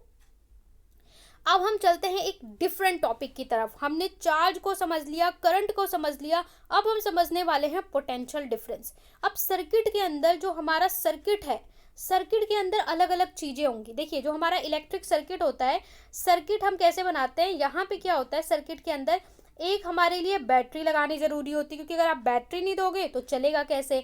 ठीक है, तो इसको हम बोलते हैं बैटरी, यहाँ पे प्लस यहाँ माइनस। इसके बाद सर्किट में कुछ फ्लो कर रहा है उसे देखने के लिए हम बल्ब लगाते हैं, ये हमारा हो गया बल्ब। इसके बाद इसको सर्किट को ऑन या ऑफ करना है, इसके लिए हम स्विच लगाते हैं या की लगाते हैं, की या स्विच। ठीक है। तो ये हमारा होता है सर्किट। अब सर्किट में हमने पढ़ लिया कि भाई चार्ज फ्लो करेगा तो उसको नापने के लिए हमने एक डिवाइस लगा दी जिसका नाम एमीटर है, जो करंट को मेजर करेगा। अब इसके अंदर एक और चीज होती है जिसको हम क्या बोलते हैं, पोटेंशियल बोलते हैं, ठीक है। साधारण भाषा में आप वोल्टेज बोलते हैं। तो वो क्या होता है और उसको नापने के लिए कौन सी डिवाइस होती है, उसकी क्या ऐसा यूनिट होती है, ये हमें समझना है। तो पोटेंशियल डिफरेंस क्या है, अब मैंने हर चीज के पहले बोला है आपको इलेक्ट्रिक लगाना है। पोटेंशियल डिफरेंस बोल रहे हैं, इलेक्ट्रिसिटी है तो क्या बोलोगे, electric potential difference. Electric potential difference between 2 points in an electric circuit carrying some current is defined as. Electric potential को आपको किसी भी कंडक्टर में, हमेशा कंडक्टर की बात होगी, इलेक्ट्रिसिटी की बात हो रही है, ठीक है। तो कभी भी आपको पोटेंशियल डिफरेंस को डिफाइन करना है तो कैसे डिफाइन करोगे, the work done to move a unit charge from one point to another. यानी पोटेंशियल डिफरेंस का मतलब होता है द वर्क डन, कितना काम होगा, कितना वर्क डन होगा अगर एक यूनिट चार्ज एक पॉइंट से दूसरे पॉइंट पे ट्रेवल करता है। इसको साधारण भाषा में, थोड़ा इसकी डेफिनेशन अगर आप बुकिश लैंग्वेज में समझोगे तो थोड़ा सा डिफिकल्ट लगेगा। अगर मैं आपको इसे सिंपल लैंग्वेज में बताऊं तो देखिए, हमारी जो तार है, कंडक्टर है, ठीक है, ये हमारी तार है या सर्किट है, कंडक्टर है। अब इसके अंदर हम कोई भी 2 पॉइंट ले लेते हैं, ये पॉइंट ए है, ये पॉइंट बी है। अब इनके बीच में देखिए चार्ज फ्लो कर रहा है, इलेक्ट्रॉन फ्लो कर रहे हैं, ठीक है। चार्ज मतलब इलेक्ट्रॉन, चार्ज बोले तो इलेक्ट्रॉन, 3-4 बार बोल लो, चार्ज बोले तो इलेक्ट्रॉन, ठीक है। तो इलेक्ट्रॉन फ्लो कर रहे हैं। तो आपने देखिए फिजिक्स में आपको केमिस्ट्री भी यूज करनी है, फिजिक्स भी यूज करनी है। अब मैं फिर से आपको फ्लैशबैक में ले जाऊंगी, क्लास 9th में आपने पढ़ा था कि वर्क मतलब क्या होता है। वर्क मतलब आपने पढ़ा था कि भैया जब आप फोर्स लगाते हो और उसके अंदर कुछ डिस्प्लेसमेंट हो जाता है तो आपका वर्क होता है। कि भाई मैं अगर बैठ के पढ़ रहा हूँ तो मैंने कोई काम नहीं किया, साइंस की लैंग्वेज में किताब उठा के उधर रख दी तो मैंने काम कर दिया, बहुत सारा तीर मार दिया, ठीक है। मतलब कि हम किसी चीज पे फोर्स लगाते हैं, उसके अंदर डिस्प्लेसमेंट, उसने अपनी पोजीशन चेंज कर ली तो वर्क डन हो जाता है। तो भाई जो हमारा सर्किट है या तार है, उसके अंदर भी तो यही चीज होगा। क्या हुआ कि जब आपने स्विच ऑन किया तो आपने उसको एक फोर्स दे दिया, एक पुश दे दिया, और जैसे ही आपने एक पुश दे दिया, ठीक है, तो वो क्या हो गया, फोर्स हो गया। और फोर्स दिया तो इलेक्ट्रॉन मूव कर रहा है। इलेक्ट्रॉन ए से लेकर बी तक, एक इलेक्ट्रॉन है, दूसरा मैं एक तार बना के दिखाती हूँ आपको, ठीक है। ये पॉइंट ए है, ये पॉइंट बी है। आपका जो इलेक्ट्रॉन है वो यहाँ से, जैसे ही आपने फोर्स दिया यहाँ से यहाँ पहुंचा, तो यहाँ से यहाँ पहुंचा, इसने कुछ वर्क डन किया, कोई काम किया। तो वही हमारा वर्क डन क्या है, पोटेंशियल डिफरेंस है। कि यहाँ से यहाँ पहुंचने में उसका जो वर्क डन हुआ, वो चार्ज के फ्लो करने में, वही हमारा क्या है, पोटेंशियल डिफरेंस। यानी वर्क डन बाय जितना इसने वर्क किया यहाँ से यहाँ तक जाने में, वही हमारा क्या है, पोटेंशियल डिफरेंस है। ओके, पोटेंशियल डिफरेंस को अगर हम बोलेंगे तो हम इसे V से डिनोट करते हैं, ठीक है। बोला है the work done to move unit charge. एक यूनिट चार्ज को मूव करने में जितना वर्क डन होता है ना किसी सर्किट में, उसी को हम क्या बोलते हैं, इलेक्ट्रिक पोटेंशियल डिफरेंस। अगर हम इसकी यूनिट बोले या बोले कैसे इसको रखते हैं, तो देखिए V मतलब पोटेंशियल डिफरेंस या इलेक्ट्रिक पोटेंशियल डिफरेंस। करंट को हम, इलेक्ट्रिक करंट को I से डिनोट करते थे, ठीक है।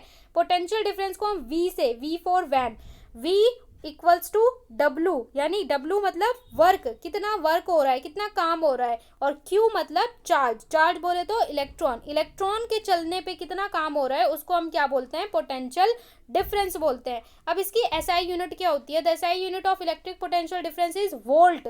इसको हम बोलते हैं वोल्ट, इसकी यूनिट वोल्ट होती है, इसलिए हम इसको V से दिखाते हैं। जैसे करंट की, इलेक्ट्रिक करंट की यूनिट क्या थी, एम्पियर थी, लेकिन उसकी यूनिट एम्पियर थी, लेकिन उसे हम दिखाते आई से थे, ठीक है, दिखाते आई से थे, यूनिट एम्पियर थी। इलेक्ट्रिक चार्ज क्या है, उसकी यूनिट कूलाम थी, दिखाते क्यू से थे, ठीक है। यहाँ पे क्या है, पोटेंशियल डिफरेंस की यूनिट वोल्ट है और दिखाते भी V से हैं। बहुत सिंपल हो गया ये तो, जो यूनिट है उसी से, उसी के कैपिटल लेटर से हम इसे डिनोट करते हैं। अब मैंने बोला कोई भी चीज़ पढ़ोगे उसका 1 तो आपको याद रखना है। अब आपसे बोलेगा 1 वोल्ट बताओ क्या है, तो कोई नई चीज़ नहीं है 1 वोल्ट। मैंने बोला V equals to W by Q जो होता है वो हमारा क्या है, फॉर्मूला है। अब आपसे पूछ रहा है वोल्ट की जो SI यूनिट होती है वो क्या होती है, 1 वोल्ट। तो 1 वोल्ट कब होगा? जब 1 जूल वर्क डन हो और 1 कूलाम चार्ज हो। इसका मतलब किसी भी सर्किट में 1 कूलाम चार्ज फ्लो हो और जो वर्क डन हो वो 1 जूल हो, क्योंकि वर्क की यूनिट क्या होती है? जूल होती है, सबकी ऐसा यूनिट रख देनी है। 1 जूल का वर्क डन हो तो क्या हो जाएगा? 1 वोल्ट हो जाएगा। ठीक है, उसी को स्टेटमेंट में लिख दिया है हमने, फॉर्मूले में भी लिख देंगे। 1 volt is the potential difference between 2 points. 2 point के बीच में वो पोटेंशियल डिफरेंस किसी करंट कैरिंग कंडक्टर, ऐसे कंडक्टर, भाई कंडक्टर ही कैरिंग करेगा, इंसुलेटर तो करेगा नहीं। जब 1 जूल का वर्क डन हो to move charge of 1 coulomb, 1 coulomb charge flow करे किसी भी सर्किट में एक पॉइंट से दूसरे पॉइंट और 1 जूल का वर्क हो, तो हम उसको क्या बोलते हैं? 1 वोल्ट बोलते हैं। ठीक है, तो इसको आप कैसे लिख सकते हो? 1 volt equal to 1 joule upon में 1 कूलाम। ठीक है, तो ये आपका क्या हो गया? 1 वोल्ट हो गया। The potential difference is measured in means of instrument called volt meter. जैसे करंट को नापने के लिए एमीटर था, वैसे ही वोल्ट को नापने के लिए, पोटेंशियल डिफरेंस को नापने के लिए, पोटेंशियल डिफरेंस हम इसको पीडी भी लिख देंगे। ठीक है, समटाइम भी written as PD, potential difference. अपने नोट्स में भी लिख सकते हो पीडी, पोटेंशियल डिफरेंस। इसको नापने के लिए भी एक डिवाइस होता है जिसको हम वोल्ट मीटर बोलते हैं। ठीक है, the volt meter is always connected in parallel, और वोल्ट मीटर को सर्किट में पैरेलल में लगाते हैं। अब ये पैरेलल क्या होता है अभी समझाऊंगी। Across the points between the potential difference to be measured. अभी मैंने आपको एक सर्किट बताया था कि ये सर्किट है भैया, सर्किट के अंदर हमारा बैटरी लगा हुआ है, बल्ब लगा हुआ है। ठीक है, यहाँ पे हमारा क्या लगा हुआ है? की लगा हुआ है। इस तरीके से हम की बना देते हैं, यानी स्विच लगा हुआ है। अब इसके अंदर हमें कहीं पे भी अगर करंट मेजर करना हो तो सीरीज मतलब इसी पाथ पे आप कहीं पे भी लगा दो कोई चीज़, तो उसको क्या बोलते हैं? सीरीज, एक के बाद एक। ठीक है, यहाँ पे कहीं पे भी आप किसी चीज़ को लगा दो, यहाँ पे, तो उसे हम बोलेंगे सीरीज। तो करंट नापने के लिए जो डिवाइस होता है एमीटर, उसको हम सीरीज में लगाते हैं। किस तरीके से करंट फ्लो हो रहा है वो हमें स्केल पे नजर आ जाएगा। लेकिन जो वोल्टेज पोटेंशियल डिफरेंस नापने के लिए डिवाइस होता है वोल्ट मीटर, उसको हम पैरेलल में लगाते हैं। पैरेलल मतलब यहाँ से एक तार लेंगे, यहाँ से एक तार लेंगे और इस तरीके से यहाँ पे लगाएंगे। ठीक है, इस तरीके से उस पर वी लिखा होता है, स्केल बना होता है, ऐसे होता है। यहाँ पे स्केल बना होता है, सुई लगी होती है और कैप बड़ा सा बीच में वी लगा होता है। वो हमें बता देगा कि 5 वोल्ट, 6 वोल्ट, कितना वोल्ट तुम्हारा जो है इसमें पोटेंशियल है। तो इसको हमेशा हम कैसे लगाते हैं? पैरेलल में लगाते हैं। ठीक है, ये हमारा कोई भी सर्किट है तो इसके अंदर हम इसे पैरेलल में लगाएंगे। ठीक है, पैरेलल मतलब उसके समानांतर लगाएंगे, और सीरीज मतलब कि ये आपका सर्किट है, यहाँ यहाँ यहाँ कहीं पे भी ऐसे इसी में लगा लो तो वो क्या होता है? सीरीज में। तो करंट को नापने के लिए एमीटर होता है, उसको सीरीज में लगाते हैं। पोटेंशियल डिफरेंस को नापने के लिए वोल्ट मीटर होता है, जिससे हम पैरेलल में लगाते हैं। इसके बाद अब आपको जानना ज़रूरी है इलेक्ट्रिक सर्किट। वैसे तो इलेक्ट्रिक सर्किट मुझे पहले बता देना चाहिए था, लेकिन इलेक्ट्रिक सर्किट आप समझ लो सर्किट क्या होता है। अगर बोल दिया सर्किट, मुन्ना भाई वाला सर्किट नहीं है, यहाँ पे इलेक्ट्रिक सर्किट है। हर चीज़ के आगे आपको इलेक्ट्रिक लगानी है। ठीक है, तो इलेक्ट्रिक सर्किट क्या होता है? जहाँ पे सारी इलेक्ट्रिक चीज़ों को हम जोड़ दें एक साथ, वो हमारा इलेक्ट्रिक सर्किट है। और कंटिन्यूअस क्लोज पाथ होना चाहिए। Continuous and close path of an electric current is called an electric circuit. ऐसा पाथ भैया, ऐसा रास्ता जो क्लोज हो चारों तरफ से और उसके अंदर इलेक्ट्रिक करंट फ्लो करे, तो वो इलेक्ट्रिक सर्किट कहलाता है।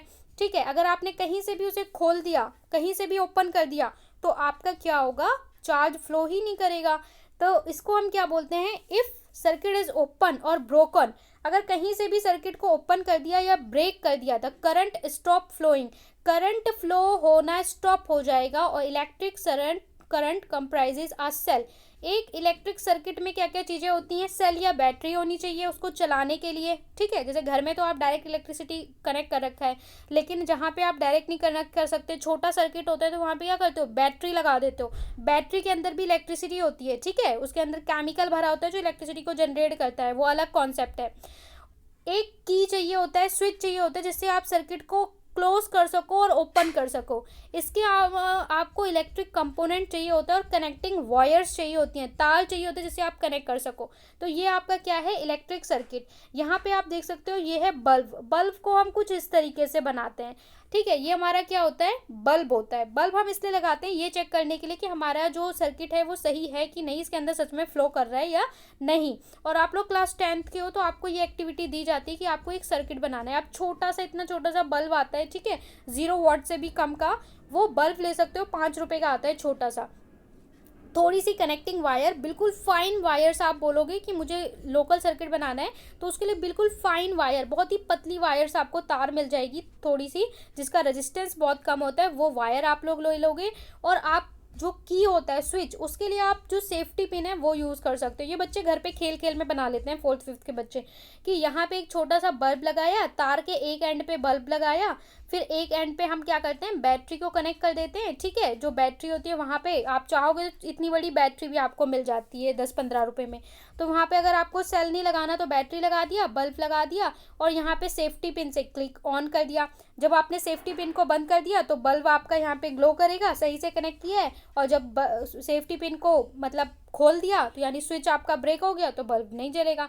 तो ये हमारा क्या होता है, इलेक्ट्रिक सर्किट। यहाँ पे कंडीशन है कि क्लोज होना चाहिए। कहीं से भी तार अगर टूट गया, या फिर हमारा जो हमने स्विच लगा रखा है, स्विच को हमने हटा दिया, यहाँ पे स्विच है, स्विच को हम कैसे बनाते हैं, स्विच को हम या तो ऐसे बनाते हैं और इसको लिख देते हैं के मतलब की, और या तो हम ऐसे बनाते हैं स्विच को इस तरीके से, ठीक है। यहाँ पे एक तार लगा देते हैं और यहाँ पे एक छोटा तार लगा देते हैं। तो इस तरीके से भी हम स्विच को दिखाते हैं। जब ये ऐसे होता है तो क्लोज होता है, और जब खुला होता है तो हम इसको ऐसे कर देते हैं, यानी मतलब स्विच जो है वो ओपन है, ठीक है। बैटरी को कैसे बनाते हैं, बहुत सारे सेल इस तरीके से लगा देते हैं, वो हमारी क्या होती है, battery.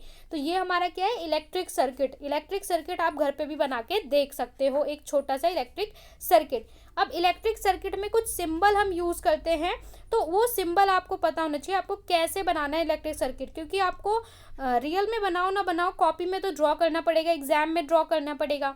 The conventional symbol use to represent some of the most commonly used electric component. कुछ मोस्ट इंपॉर्टेंट कंपोनेंट के सिंबल हैं जो आपको यूज़ करने हैं, वो याद होने चाहिए। वो मैं आपको शो कर देती हूँ। जैसे कि इलेक्ट्रिक सेल, सेल को आप कैसे दिखाते हो, सेल का ये आपकी एनसीईआरटी बुक का डायग्राम है। एक बड़ा डंडा, एक छोटा डंडा, बड़ा मतलब पॉजिटिव और छोटा मतलब नेगेटिव टर्मिनल। ये हमारा क्या होता है, एक सेल को दिखाना। अगर नंबर ऑफ सेल 3-4 सेल को इस तरीके से दिखा देते हो तो ये हमारा क्या होता है, बैटरी। बैटरी का मतलब 2 से ज़्यादा सेल को एक साथ आप लगा दोगे तो वो क्या है, बैटरी है। इसके अलावा अगर आपको स्विच दिखाना है तो स्विच अगर आपका क्या है, ओपन है, तो हम इस तरीके से दिखाते हैं, 2 इस तरीके से और इसके अंदर खाली कुछ भी नहीं, तो इसका मतलब ओपन। और इस तरीके से डॉट डाल देते हैं तो ये हमारा क्या होता है, क्लोज स्विच, मतलब स्विच जो है वो क्लोज्ड है, यानी स्विच आपने खोल रखा है। तो ये आपका क्लोज सर्किट है, ये आपका ओपन सर्किट है। ये वायर ज्वाइंट है, जहाँ पे आपने तार को ज्वाइन किया है किसी 2 तार को, तो इस तरीके से सिंबल दिखाते हैं, मतलब यहाँ पे वायर ज्वाइन है। इसके अलावा wire crossing without joining, 2 wire आपस में क्रॉस कर रही है पर वहाँ पे कोई ज्वाइन नहीं है। कई बार होता है एक तार उसके ऊपर से दूसरी तार जा रही है पर वो ज्वाइन नहीं है, जस्ट ऊपर के जा रही है, तो इस तरीके से हम दिखाते हैं कि क्रॉसिंग वायर। इसके अलावा यहाँ पे वायर क्रॉसिंग के बाद इलेक्ट्रिक बल्ब, इलेक्ट्रिक बल्ब को इस तरीके से दिखाते हैं। अगर हमारा बल्ब ग्लो नहीं कर रहा है तो इस तरीके से, ठीक है, दोनों तरीके से हम बल्ब को दिखा सकते हैं। इसके बाद हमारा क्या होता है, रजिस्टर होता है, रजिस्टर ऑफ रेजिस्टेंस। रेजिस्टेंस के बारे में अभी हम पढ़ेंगे। आपको ये जानना है कि रेजिस्टेंस एक चीज़ होती है, इसको हम इस तरीके से दिखाते हैं, ठीक है, एक तार में इस तरीके से दिखाते हैं, ये हमारा क्या होता है, रेजिस्टेंस होता है। और रेजिस्टेंस के बारे में आगे हम अभी पढ़ेंगे, समझेंगे, बहुत इंपॉर्टेंट चीज़ है, रेजिस्टेंस पे ही सब कुछ डिपेंड कर रहा है। इसके बाद वेरिएबल रेजिस्टेंस और रियोस्टेट, हमारे पास एक डिवाइस होता है जिससे हम रेजिस्टेंस बढ़ा सकते हैं, घटा सकते हैं अपने, अगर इलेक्ट्रिक सर्किट में हमने लगा दिया तो उसको हम कुछ इस तरीके से दिखाते हैं। इसके बाद हमारा होता है एमीटर, जिससे हम करंट मेजर करते हैं, तो उसको हम इस तरीके से दिखाते हैं, बीच में ए लिख देते हैं, इसका मतलब क्या है, एमीटर। वोल्ट मीटर, जिससे पोटेंशियल डिफरेंस मेजर करते हैं, उसको इस तरीके से दिखाते हैं, बीच में वी लिखा होता है, ठीक है। तो ये हमारे मोस्ट कॉमनली यूज्ड चीज़ें हैं, एलिमेंट्स हैं, जिसको हम इलेक्ट्रिक सर्किट में ड्रॉ करते हैं। तो इन्हें अच्छे से याद कर लेना है, समझ लेना है, क्योंकि ये आपको काम आएंगे और ये हम यूज़ करेंगे सारे डिवाइस फॉर्मेशन में। Come to the next topic which is Ohm's law. This is one of the most important topic of this chapter. जैसे कि दूध में मक्खन जो होता है बहुत ही ज़्यादा इंपॉर्टेंट होता है, वैसे ही दूध की जो क्रीम होती है, वैसे ही इस चैप्टर का ये जो टॉपिक है ओम्स लॉ, ये बहुत ही इंपॉर्टेंट है। पहले से स्टेटमेंट वाइज समझेंगे, फिर इसे सिंपल लैंग्वेज में समझने की कोशिश करेंगे। Ohm's law it states that the current flowing through a conductor, कि ये क्या कहता है कि करंट फ्लो करेगा यदि किसी कंडक्टर में, हम हमेशा यहाँ पे इस चैप्टर में इलेक्ट्रिसिटी में कंडक्टर की ही बात करेंगे, is directly proportional to the potential difference applied across its ends provided the temperature and other condition remain unchanged. That mean ये ओम्स लॉ कहता है कि अगर हम किसी भी कंडक्टर में, करंट कैरिंग कंडक्टर में करंट फ्लो कर रहे हैं, किसी कंडक्टर में, किसी भी कंडक्टर में करंट फ्लो कर रहे हैं, तो वो डायरेक्टली प्रोपोर्शनल होगा। डायरेक्टली प्रोपोर्शनल होगा किसके? पोटेंशियल डिफरेंस के अप्लाइड अक्रॉस एंड्स। किसी भी वायर के एंड्स पे जो हम उस पर पोटेंशियल डिफरेंस अप्लाई कर रहे हैं, वी अप्लाई कर रहे हैं, उसके डायरेक्टली प्रोपोर्शनल होगा क्या? करंट किसी भी कंडक्टर में।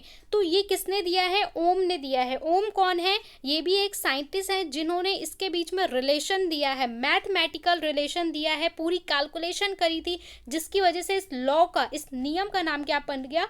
ओम्स लॉ पड़ गया। ओके, तो इसको मैं और भी सिंपल लैंग्वेज में आपको समझाने की कोशिश करूंगी कि भाई हमारा कोई भी सर्किट है, ठीक है, इसके अंदर हमें पता है कि करंट फ्लो कर रहा होगा और कुछ पोटेंशियल डिफरेंस होगा, कुछ वर्क डन हो रहा होगा, कुछ पोटेंशियल होगा, कुछ वोल्ट्स होगा। तो जितना ज़्यादा इसमें, जितना भी इसके अंदर करंट फ्लो करेगा, ठीक है, और वी कैन से जितना हम इसमें पोटेंशियल डिफरेंस अप्लाई करेंगे वो डायरेक्टली प्रोपोर्शनल होगा करंट के। इसका मतलब है कि अगर आप वी को इंक्रीज कर देते हैं तो आपका आई भी ऑटोमेटिक इंक्रीज होगा, या फिर आप कह सकते हैं कि अगर हम आई को इंक्रीज कर रहे हैं तो वी भी आपका ऑटोमेटिक इंक्रीज होगा। दोनों एक दूसरे के प्रोपोर्शनल हैं। फॉर एग्जाम्पल, अगर मैं आपको इसे सिंपल लैंग्वेज में आपकी लाइफ से कंपेयर करके बताऊं तो यू हैव अ कार, आपके पास एक कार है, ठीक है, यहाँ पे इसके दो पहिए आगे हैं, दो पीछे हैं। हम इस तरीके से इस बात को कहें कि अगर हम इन दोनों पहिए को आगे की तरफ खींचते हैं तो ये दोनों पहिए भी आगे ही खींचते हैं, ठीक है। या फिर हम कह सकते हैं कि हम पीछे वाले पहिए को आगे ले जा रहे हैं तो आगे वाले पहिए भी आगे जा रहे हैं, दोनों डायरेक्टली प्रोपोर्शनल है। इसी तरीके से हम कह रहे हैं कि अगर हम वी को, पोटेंशियल डिफरेंस को इंक्रीज कर रहे हैं या बढ़ा रहे हैं या घटा रहे हैं, इंक्रीज और डिक्रीज एनीथिंग, सो हमारा जो करंट होगा, इलेक्ट्रिक करंट, वो भी इंक्रीज और डिक्रीज होगा, because they are directly proportional. Directly proportional का मतलब ही होता है कि दोनों एक दूसरे के साथ साथ इंक्रीज और डिक्रीज करेंगे। ओके, सो डायरेक्टली दोनों, अगर हम एक को बढ़ाएंगे तो दूसरा भी ऑटोमेटिक बढ़ेगा। यही सिंपल सा हमारा ओम्स लॉ है। ये ओम्स लॉ दिया किया किसने है? In 1827 George Simon Ohm, a German physicist, derive a relationship.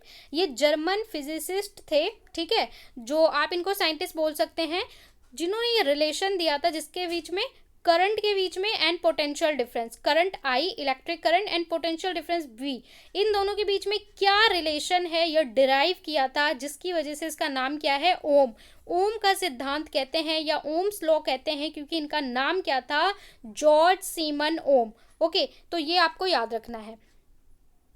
अब हम समझ लेते हैं कि आखिर ये कैसे, इसका रिलेशन क्या है, मैथमेटिकल रिलेशन क्या है या फॉर्मूला क्या है। Mathematically it represent as potential difference directly proportional to current. So mathematically हम इसे क्या बोलते हैं कि potential difference is directly proportional to current. यहाँ पे आपको मैथमेटिकल रिलेशन दिखा रहे हैं। सम टाइम कुछ लोग गलत बोल देते हैं कि current is directly proportional to voltage. Okay, some time कुछ लोग बोलते हैं सेम ही तो है, हम बोल देते हैं current is directly proportional to potential difference, but no, we say that potential difference is directly proportional to electric current. That mean कि आपका ये जो तरीका है लिखने का, I is directly proportional to V, this is wrong. V write down V is directly proportional to I. Potential difference जो हम अप्लाई कर रहे हैं वो डायरेक्टली प्रोपोर्शनल है करंट का, दिस इज राइट मेथड। तो आपको जो भी अगर पढ़ाए तो वो ये बोलेगा कि पोटेंशियल डिफरेंस डायरेक्टली प्रोपोर्शनल है करंट का। अगर वो इस तरीके से बोल रहा है दैट मीन रॉन्ग है, ठीक है।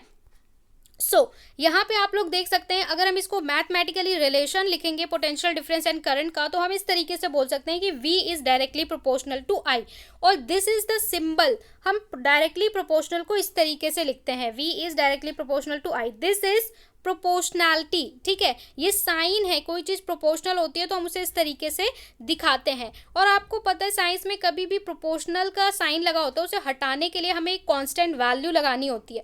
तो अगर हम इसको रिमूव करना चाहते हैं, इसे इक्वल टू में बदलना चाहते हैं, तो हम इसको लिखते हैं V equal to I R. अब यहाँ पे आर एक नई चीज़ इंट्रोड्यूस होती है, क्योंकि हमने यहाँ पे प्रोपोर्शनैलिटी को हटाया है, तो यहाँ पे एक वैल्यू इंट्रोड्यूस हो गई है जिसका नाम क्या है, आर। और ये आर क्या है, so R is resistance. Okay, तो अब हमारा बन गया V equals to I R, और आर यहाँ पे क्या है, आर एक नई चीज़ आ गई है जिसका नाम है रेजिस्टेंस, और ये बहुत ही इंपॉर्टेंट चीज़ है। अभी इसको हम डिटेल में समझेंगे, उससे पहले हम समझ लेते हैं कि यहाँ से हमारे पास भाई दो फॉर्मूले मिल जाते हैं हमें। V is directly proportional to I according to Ohm's law. ठीक है, ओम्स ने बोल दिया कि पोटेंशियल डिफरेंस हम जो होता है वो करंट, इलेक्ट्रिक करंट के डायरेक्टली प्रोपोर्शनल। हमने प्रोपोर्शनैलिटी को हटाया, इक्वल टू लगाया, तो आई आर हो गया। अब यहाँ से हमारे पास एक फॉर्मूला मिल गया V equal to I R, लेकिन यहाँ से हम एक और फॉर्मूला बना सकते हैं। कैसे, I का I equal to V by R, यहाँ से हम R को यहाँ भेज दें, तो यहाँ से हमारे पास एक और फॉर्मूला निकल के आ गया कि अगर मैं I की वैल्यू निकालना चाहूँ तो V बाय आर, तो I की वैल्यू क्या हो गई, V अपॉन में आर। यहाँ से हमारे पास फॉर्मूला 1, फॉर्मूला 2, ओम्स लॉ से हमें दो फॉर्मूले मिल गए। और यहीं से अगर मैं आर की वैल्यू निकालना चाहूँ तो V बाय आई, तो मुझे तीसरा फॉर्मूला मिल गया। मतलब एक फॉर्मूले से, इस फॉर्मूले से हमने तीन फॉर्मूले बना लिए। V equal to I R, यहाँ से अगर मैं I निकालूँ तो V बटे में R, और अगर R निकालूँ तो V बटे में I, यानी कि तीन फॉर्मूले मुझे मिल गए। ओके, अब यहाँ पे वी आई आर है क्या, V क्या है, वोल्टेज है जिसको हम वोल्ट्स में नापते हैं। I क्या है, हमारा करंट है जिसको हम एम्पियर में नापते हैं, और R हमारा रेजिस्टेंस है जिसको हम ओम में नापते हैं। अब ये ओम क्या है, क्योंकि साइंटिस्ट, फिजिसिस्ट जिन्होंने ये लॉ दिया है उनका नाम ओम है, तो हम इस लॉ को भी ओम्स लॉ कहते हैं, और इसको हम नापते हैं, मेजरमेंट करने की इसकी ये जो यूनिट होती है वो भी क्या होती है, ओम। इस तरीके से लिखते हैं, ओम। ठीक है, और इसका सिंबल होता है कुछ इस तरीके से, इस तरीके से हम इसका सिंबल बनाते हैं। 2 बार प्रैक्टिस करेंगे तो आप सीख जाएंगे। यू की तरह बनाना है, उल्टा यू, और उसको थोड़ा सा ऐसे कर देना है। ठीक है, दोनों तरफ से इसके ऐसे से हाथ निकाल देना है। ठीक है, ऐसे उल्टा बल्ब भी समझ ले सकते हैं, ऐसे बनाते हैं, ऐसे बनाते हैं। ठीक है, इसे हम क्या बोलते हैं, ओम। ये रेजिस्टेंस की यूनिट होती है। ठीक है, करंट की यूनिट हमें पता है एम्पियर, पोटेंशियल डिफरेंस की वोल्ट, रेजिस्टेंस एक नई चीज़ आ गई है जिसकी यूनिट होती है ओम, क्योंकि ये हमारा ओम्स लॉ में निकला है, तो इसकी यूनिट क्या होती है, ओम होती है। अब रेजिस्टेंस क्या होता है, इस चीज़ को हम अभी समझेंगे। Resistance is constant for the given metallic wire at a given temperature. तो यहाँ से हमें एक चीज़ तो बता दी कि जो रेजिस्टेंस होता है, हर वायर का, हर तार का अलग अलग रेजिस्टेंस होता है जो कांस्टेंट रहता है। जैसे कि आप एक तार लेके आए, इसके अंदर एक जो रेजिस्टेंस है वो एक फिक्स्ड वैल्यू है उसकी, कि भाई इसका रेजिस्टेंस 5 है। ठीक है, तो अब इसका 5 ही रहेगा एक पर्टिकुलर टेम्परेचर पे। ठीक है, रूम टेम्परेचर पे 5 ही रहेगा। आप टेम्परेचर बहुत कम बहुत ज़्यादा करते हो, उसकी अलग कंडीशन होती है, एक फिक्स रहेगा। अब दूसरी तार लेके आए, उसका कुछ और रेजिस्टेंस है, उसका भी फिक्स रहेगा। ठीक है, तो हर तार का अलग अलग रेजिस्टेंस होता है। ओके, तो यहाँ पे हम लोग अब रेजिस्टेंस को समझ गए। अब यहाँ पे मैंने आपको बताया था कोई भी चीज़ हम पढ़ते हैं तो उसका 1 जरूर पढ़ते हैं। ठीक है, कि 1 यूनिट क्या होगी। तो अभी हमने पढ़ा रेजिस्टेंस के बारे में, R equal to V by I, यहाँ से हम जानते हैं। अब कोई हमसे पूछे कि 1 ओम बताओ, 1 ओम, तो हमें पता है रेजिस्टेंस की यूनिट क्या होती है, ओम होती है। तो यहाँ पे अगर हमारा जो वोल्ट है, पोटेंशियल डिफरेंस, वो 1 वोल्ट हो जाए, और करंट जो है ये 1 वोल्ट हो जाए, और करंट 1 एम्पियर हो जाए, तो इसको हम क्या बोलेंगे, 1 ohm. That mean if 1 ampere current, इसको आप अपनी लैंग्वेज में भी लिख सकते हो, if 1 ampere current flow through a circuit, if we apply potential difference 1 volt across to its ends, then it is said to be 1 ohm। तो ये 1 ohm होगा अगर हम 1 एम्पियर का करंट अप्लाई करते हैं किसी भी सर्किट में, और वहाँ पे जो पोटेंशियल डिफरेंस है उसके एंड्स पे वो 1 वोल्ट का होता है, तो वो 1 ओम होगा। यहाँ से हमने ओम्स लॉ को मैथमेटिकली रिप्रेजेंट करना सीखा, सारे सिंबल सीखे, एक नई चीज़ को सीखा कि वो रेजिस्टेंस क्या होता है। रेजिस्टेंस के बारे में अभी मैं डिटेल में बताने वाली हूँ क्योंकि ये बहुत इंपॉर्टेंट है। बस अभी हमने ये जाना कि रेजिस्टेंस की यूनिट ओम होती है और 1 ओम क्या होता है। अब समझते हैं कि ये रेजिस्टेंस है क्या चीज़। ओके, पहले उससे पहले हम क्या समझ लेते हैं कि वी आई ग्राफ, इसको वी आई ग्राफ बोलते हैं। जो हमने यहाँ पे मैथमेटिकली देखा, इसको अब हम ग्राफिकली देखेंगे, क्योंकि फिजिक्स में ग्राफिकली मैथमेटिकली जब तक देखते नहीं है तब तक चीज़ें प्रूव नहीं होती हैं। यहाँ पे हमने देखा कि भाई देखिए, किसी में भी अगर आप पोटेंशियल डिफरेंस बढ़ाओगे तो करंट भी बढ़ेगा। इसको ग्राफ पे बताओ, तो इसको हम बोलते हैं वी आई ग्राफ, यानी potential difference and current graph. तो यहाँ पे हम करंट को लेते हैं एक्स एक्सिस पे और पोटेंशियल डिफरेंस वी को लेते हैं हम वाई एक्सिस पे। ओके, आपको एक्स वाई ग्राफ ड्रॉ करना है, वी आई ग्राफ। ठीक है, तो यहाँ पे हम देख रहे हैं करंट कि करंट जब 0.1 था तो यहाँ पे वोल्टेज कितना था 0.4, अगर हम इस तरीके से देखें। इसके बाद यहाँ पे आप लोग इन पॉइंट्स को ऐसे मिला के देख सकते हैं कि जैसे जैसे ही हम यहाँ पे करंट बढ़ा रहे हैं पोटेंशियल डिफरेंस बढ़ रहा है, करंट और बढ़ा है पोटेंशियल डिफरेंस और बढ़ा, करंट और बढ़ा है पोटेंशियल डिफरेंस और बढ़ा। इसका मतलब कि जैसे जैसे आप लोग करंट, या फिर आप कह सकते हो जैसे जैसे आप पोटेंशियल बढ़ा रहे हो, पोटेंशियल डिफरेंस बढ़ा रहे हो, वैसे वैसे करंट बढ़ रहा है। इसका मतलब इसका जो ग्राफ आएगा वो ऑलवेज स्ट्रेट लाइन ग्राफ आएगा। अगर आप इसका ग्राफ ड्रॉ करोगे, लैब में जाके इसको मेजर करोगे, तो हमेशा आपका ग्राफ इस तरीके से आएगा, स्ट्रेट लाइन ग्राफ आएगा। ओके, तो अगर आप लोग कोई सर्किट बनाओ, उस सर्किट के अंदर आप लोग बोलोगे ये हम एक्सपेरिमेंट कैसे कर सकते हैं, तो ये एक्सपेरिमेंट आप लोग कर सकते हो, एक सर्किट बनाओगे। ठीक है, यहाँ पे यहाँ पे आप बैटरी लगा दो, यहाँ पे स्विच लगा दो। ओके, अब यहाँ पे आपने क्या किया, एमीटर लगा दिया करंट नापने के लिए, और यहाँ पे वोल्ट मीटर लगा दिया पोटेंशियल नापने के लिए।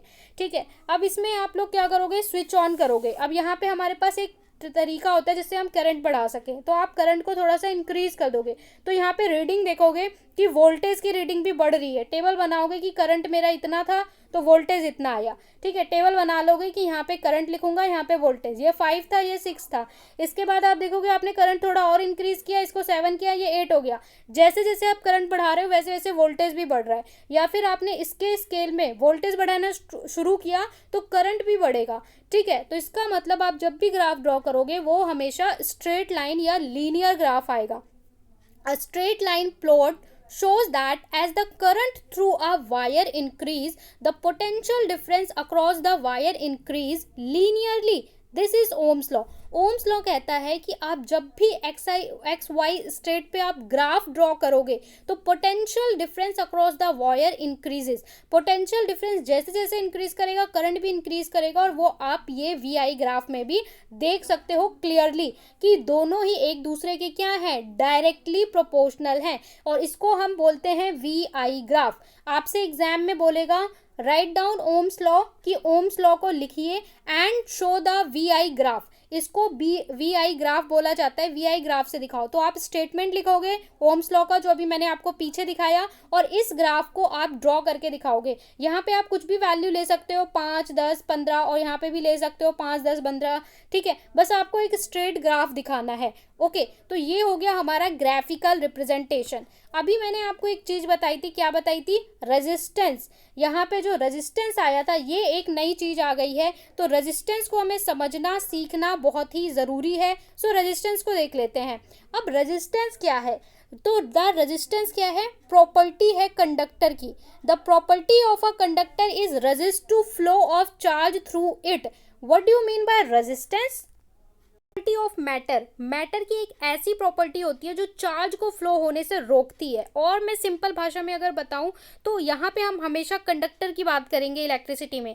तो कंडक्टर की एक ऐसी प्रॉपर्टी होती है, ऐसा गुण होता है जो चार्ज को फ्लो करने से रोकता है, रेजिस्ट करता है। इसको हम क्या बोलते हैं, रेजिस्टेंस। रेजिस्ट करता है, इसलिए ये क्या है, रेजिस्टेंस है। ओके, फॉर एग्जाम्पल यहाँ पे एक गली है, इसको अच्छे से समझ लें, ये आपकी एक गली है, यहाँ से आप लोग सिंपली इस तरीके से जा सकते हो। ठीक है, अब यहाँ पे एक दूसरी गली है, यहाँ पे क्या है, आपका ये जो आप जा रहे हो यहाँ पे, और यहाँ पे 2-3 लोग खड़े हैं, तो आप थोड़ा मुश्किल से जा पाओगे। ठीक है, तो यही होता है हमारे क्या, इलेक्ट्रिसिटी में रेजिस्टेंस जब होता है, जब हमारी ये वायर है, यहाँ से हमारा क्या फ्लो कर रहा है, इलेक्ट्रिक करंट यानी कि आई फ्लो कर रहा है, और ये जो रेजिस्टेंस है, रेजिस्टेंस इसको क्या करता है, रोकता है। ठीक है, यहाँ पे बैरियर बनाता है, रोकता है, तो यहाँ पे जो फ्लो होता है थोड़ा सा रेजिस्ट होता है। अब ये आर जो रेजिस्टेंस है, जो करंट को रोकता है फ्लो होने से, इसकी वैल्यू जितनी ज़्यादा बढ़ाएंगे उतना ज़्यादा हमारा जो इलेक्ट्रिक करंट है वो उतना कम फ्लो कर पाएगा। ठीक है, तो ये क्या करता है, रेजिस्ट करता है, रोकता है, और ये मेटल की प्रॉपर्टी होती है। तो रेजिस्टेंस की वैल्यू हर तार की अलग अलग होती है, क्योंकि ये प्रॉपर्टी है। हम बोलते हैं ना कितनी अच्छी प्रॉपर्टी का, क्वालिटी का। सो ये एक प्रॉपर्टी है, the property of conductor to resist. ठीक है, इसीलिए इसका नाम क्या है, रेजिस्टेंस है। ओम्स लॉ स्टेट्स, अभी हमने पढ़ा कि ओम्स लॉ ये कहता है ratio of potential difference V और I का जो रेशो होता है वो कांस्टेंट रहता है, जिसको हम क्या बोलते हैं, रेजिस्टेंस बोलते हैं। अब भाई रेजिस्टेंस किन बातों पे निर्भर करता है, कैसे पता चलेगा किसी तार का रेजिस्टेंस कम है या ज़्यादा है, क्योंकि हम तो मैथमेटिकल चीज़ें समझते हैं। Electrical resistance of a conductor depend on the object size, shape and material. तो जो रेजिस्टेंस है ये तीन बातों पे डिपेंड करता है, किस पे, साइज पे, कि ऑब्जेक्ट का जो साइज है, साइज कैसा है, शेप कैसा है और मटेरियल कैसा है। Okay, resistance of a conductor at specific temperature depends on the following factor. एक पर्टिकुलर टेम्परेचर पे कुछ फैक्टर्स पे डिपेंड करता है, वो फैक्टर हमारे क्या है, लेंथ। फर्स्ट ऑफ ऑल जब भी हम रेजिस्टेंस की बात करेंगे दैट मीन हम वायर की बात कर रहे हैं, ठीक है। इलेक्ट्रिसिटी हमारी कहाँ फ्लो करती है, एयर में तो फ्लो कर नहीं रही है, इलेक्ट्रिसिटी फ्लो कर रही है थ्रू वायर। और वायर की अगर हम बात कर रहे हैं तो वहाँ पे कौन कौन से फैक्टर हैं, first of all length. So we can say length, यानी कि लेंथ ऑफ वायर एल पे डिपेंड करता है। कोई भी वायर होगी, तार होगी, तो उसकी कुछ ना कुछ लेंथ होगी, तो लेंथ पे डिपेंड करता है। ओके, इसके बाद दूसरा फैक्टर है एरिया ऑफ क्रॉस सेक्शन, यानी कि इसका सरफेस एरिया कितना है, क्रॉस सेक्शन कितना है, एरिया कितना है, इस पे डिपेंड करता है। क्या, रेजिस्टेंस डिपेंड करता है एल पे, रेजिस्टेंस डिपेंड करता है क्रॉस सेक्शन एरिया पे। नेचर ऑफ द मटेरियल, किस मटेरियल से बना हुआ है तार, इस पे डिपेंड करता है हमारा रेजिस्टेंस, ठीक है। तभी तो आपको पता है कि मेटल तो बहुत सारे होते हैं, एल्युमिनियम हो गया, कॉपर हो गया, आयरन हो गया, इसके अलावा गोल्ड हो गया, सिल्वर हो गया, तो सबका रेजिस्टेंस अलग अलग होता है। क्यों, मटेरियल की वजह से भी रेजिस्टेंस चेंज करता है, एरिया ऑफ क्रॉस सेक्शन पे भी, लेंथ पे भी। अब ये देखते हैं कि आखिर ये कैसे कैसे अफेक्ट करता है रेजिस्टेंस को किसी भी वायर में। अगर आप रेजिस्टेंस को देखोगे तो देखो भाई, रेजिस्टेंस जो होता है उसको हम आर लिखते हैं। रेजिस्टेंस की शक्ल या सिंबल क्या होता है, इस तरीके से हम इसको दिखाते हैं। ये किसी भी वायर में रेजिस्टेंस लगा हुआ है। अब यहाँ पे जो इसकी लेंथ है इसको हम एल बोल रहे हैं, इसके क्रॉस सेक्शन को हम क्या बोल रहे हैं, ए बोल रहे हैं। अब यहाँ पे एक चीज आएगी, resistivity. What do you mean bye resistivity, समझते हैं रेजिस्टिविटी क्या होती है। ओके, सो यहाँ पे मैं आपको बताऊंगी कि कैसे कैसे ये रेजिस्टिविटी आया है। यहाँ पे आप लोग देख सकते हो, सबसे पहले हमने बोला कि जो रेजिस्टेंस है, ये जो हमारा रेजिस्टेंस है ये डिपेंड करता है लेंथ पे, वायर की लेंथ पे। कैसे डिपेंड करता है, the resistance R of a conductor is directly proportional to the length, यानी रेजिस्टेंस लेंथ के डायरेक्टली प्रोपोर्शनल है। तार की लंबाई जितनी ज़्यादा होगी उसमें उतना रेजिस्टेंस उतना ज़्यादा होगा। आपने एक मीटर की तार ली तो उसमें रेजिस्टेंस कम होगा, आपने 10 मीटर की तार ली उसमें रेजिस्टेंस ज़्यादा होगा, क्योंकि R is directly proportional to L. Resistance और लेंथ का सीधा सीधा रिश्ता है। क्या सीधा रिलेशन है, कि जैसे आप लेंथ बढ़ाओगे रेजिस्टेंस भी बढ़ जाएगा। Long wire has a greater resistance than short wire, कि लंबी तार का रेजिस्टेंस ऑब्वियसली ज़्यादा होगा पतली तार से, ठीक है। अब चलते हैं दूसरे पॉइंट पे। दूसरा था कि भाई एरिया पे डिपेंड करता है। कैसे, the resistance of R of a conductor is inversely proportional. What do you mean by inversely proportional, inversely proportional to its cross section, कि R is inversely proportional to area. That mean inversely proportional होता है कि अगर आप किसी भी चीज़ का एक चीज़ बढ़ाते हो तो दूसरा घटेगा। इसका मतलब क्या है कि अगर आप जितनी मोटी तार लोगे उतना रेजिस्टेंस कम होगा, और रेजिस्टेंस जितना बढ़ाओगे उतना एरिया जो है वो कम होता जाएगा। इसका मतलब अगर आप मोटी तार ले रहे हो, ज़्यादा मोटी तार ले रहे हो, तो उसमें रेजिस्टेंस कम होगा, और जितनी पतली तार लोगे उतना रेजिस्टेंस ज़्यादा होगा। यानी क्रॉस सेक्शन के ये क्या है, इनवर्सली प्रोपोर्शनल है। लेंथ बढ़ाने से हमारा रेजिस्टेंस भी बढ़ता है, लेकिन अगर उसका क्रॉस सेक्शन एरिया बढ़ाओगे तो क्या होगा, उसका रेजिस्टेंस कम होगा। The thick wire has less resistance, that mean जो मोटी तार होगी जिसका क्रॉस सेक्शन ज़्यादा होगा उसमें रेजिस्टेंस कम होगा, और थिन वायर में रेजिस्टेंस ज़्यादा होगा। तीसरा फैक्टर था नेचर ऑफ द मटेरियल किस चीज़ से बना हुआ है। तो nature of a material of the conductor, insulator have a more resistance. Insulator में बहुत ज़्यादा रेजिस्टेंस होता है, जैसे कि वुड हो गया, प्लास्टिक हो गया, रबर हो गया, उसमें इतना ज़्यादा रेजिस्टेंस होता है कि उसमें वो फ्लो ही नहीं करने देता है, इसलिए उसको हम क्या बोल देते हैं, बैड कंडक्टर बोल देते हैं। इसके अलावा मेटल्स में भी करंट फ्लो करता है, बट अलग अलग मेटल में अलग अलग तरीके से फ्लो करता है। ओके, जैसे यहाँ पे आप लोग को दिखा रखा है, यहाँ पे सीधा कंडक्टर का बोल रखा है, ठीक है, यहाँ पे सीधा आपको बोल दिया है इंसुलेटर और कंडक्टर का। लेकिन अगर आप मेटल में भी कंपेयर करोगे तो सिल्वर के अंदर रेजिस्टेंस कम होता है, ठीक है, कॉपर के अंदर उससे ज़्यादा होता है, गोल्ड के अंदर उससे भी कम होता है। तो जहाँ पे हमें बहुत ही इंपॉर्टेंट सर्किट बनाने होते हैं, ठीक है, बहुत ही कॉस्टली प्रोजेक्ट्स होते हैं, वहाँ पे जो वायर यूज़ की जाती है वो कॉपर की। लेकिन घर पे हम लोग चांदी की तार बना के नहीं डाल सकते, इसलिए हम किसकी बनाते हैं, सिल्वर की नहीं बना सकते, इसलिए हम किसकी बनाते हैं, कॉपर की बनाते हैं। बट जहाँ पे ऐसे डिवाइस होते हैं, गवर्नमेंट के प्रोजेक्ट्स होते हैं, ठीक है, हमें मिशंस भेजने होते हैं, बड़े बड़े प्रोजेक्ट होते हैं, वहाँ पे जो सर्किट होते हैं, जहाँ पे हमें रेजिस्टेंस कम चाहिए होता है, वहाँ हम सिल्वर की वायर्स यूज़ करते हैं, ठीक है, सिल्वर की, उसका रेजिस्टेंस कम होता है। तो यानी मेटल में भी अलग अलग जो सब्सटेंस होता है, अलग अलग एलिमेंट, उनका रेजिस्टेंस अलग अलग होता है। यहाँ पे तो सिर्फ आपको सीधा इंसुलेटर और कंडक्टर का बोल दिया, ठीक है। तो ये फैक्टर 1, लेंथ बढ़ाएंगे, जितनी लंबी होगी उतना ज़्यादा रेजिस्टेंस होगा। क्रॉस एक्शन इन्वर्सली प्रोपोर्शनल है, जितना क्रॉस एक्शन हमारा कम उतना रेजिस्टेंस ज़्यादा। इसके अलावा तीसरा था कि नेचर पे, किस चीज़ से बना हुआ है हमारा तार। इसके बाद है temperature of the material. Temperature, यहाँ पे इन तीन चीज़ों की हमने बात की, किसी कांस्टेंट टेम्परेचर पे, एक पर्टिकुलर टेम्परेचर पे ये सारी चीज़ें मैटर करती हैं। अब बात कर रहे हैं हम टेम्परेचर की। Resistance increases with temperature. अगर हम टेम्परेचर बढ़ा देते हैं, ठीक है, नॉर्मल टेम्परेचर हम घर में जितना है उतनी तो ठीक है, अगर आप टेम्परेचर बढ़ा देते हो तो क्या होगा, रेजिस्टेंस इंक्रीज, रेजिस्टेंस बढ़ जाएगा, इंक्रीज कर देगा। हमने 50 डिग्री तक सोचा, 100 डिग्री टेम्परेचर कर दिया तो रेजिस्टेंस क्या होगा, इंक्रीज हो जाएगा। A cold filament has less resistance, और यहीं पे कोल्ड फिलामेंट, जब कोल्ड फिलामेंट है तो रेजिस्टेंस क्या होगा, कम हो जाएगा। यानी टेम्परेचर को कम किया तो रेजिस्टेंस कम होता है, टेम्परेचर बढ़ाने पे रेजिस्टेंस बढ़ता है। Then a hot filament, the higher temperature result in higher resistance. जितना मैक्सिमम टेम्परेचर होगा उतना रेजिस्टेंस ज़्यादा होगा, ठीक है। तो ये टेम्परेचर पे भी डिपेंड करता है। ओके, तो हम इसको कैसे लिखते हैं, हमने एक रिलेशन पढ़ा कि R is directly proportional to L. Resistance हमारा किस चीज़ पे डिपेंड करता है, लेंथ पे डिपेंड करता है। रेजिस्टेंस है क्या, मेटल की या कंडक्टर की एक प्रॉपर्टी है जो इलेक्ट्रिक करंट को फ्लो होने से रेजिस्ट करती है, रोकती है, ठीक है। दूसरा हमने पढ़ा कि आर जो है 1/a है, इन्वर्सली प्रोपोर्शनल एरिया के है।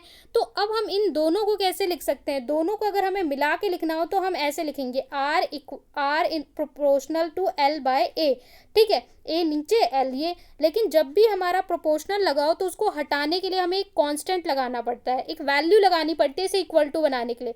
तो हम लिखते हैं आर इक्वल टू L/A, और यहाँ पे एक चीज़ लगा देते हैं जिसको हम बोलते हैं रो, ठीक है, उसको क्या बोलते हैं, रो। रोना नहीं है, बट ये रो इसकी यूनिट है। तो R equal to row L/A, ये क्या है हमारा रो। रो मतलब क्या है, रेजिस्टिविटी, ओके। और इसको हम बनाते कैसे हैं, P की तरह बनाते हैं, लेकिन थोड़ा सा ऐसे बाहर निकाल देते हैं, उसको बोलते हैं rho. Where rho is the resistivity of the material of conductor. किसी कंडक्टर की रेजिस्टिविटी, इसको हम क्या बोलते हैं, रो बोलते हैं। तो यहाँ से एक और फॉर्मूला तैयार हो गया रेजिस्टेंस का, रो L/A। अब यहाँ पे आपको कितनी चीज़ें पता है, 1 2 3 4, 4 में से 3 चीज़ें दे देगा और एक चीज़ निकालने को बोलेगा एग्जाम में, और इस पर 100% क्वेश्चन आता है। सो यहाँ पे अभी मैंने आपको ये जो दिखाया था डायग्राम, यहाँ पे एक चीज़ देखी थी हमने, रेजिस्टिविटी।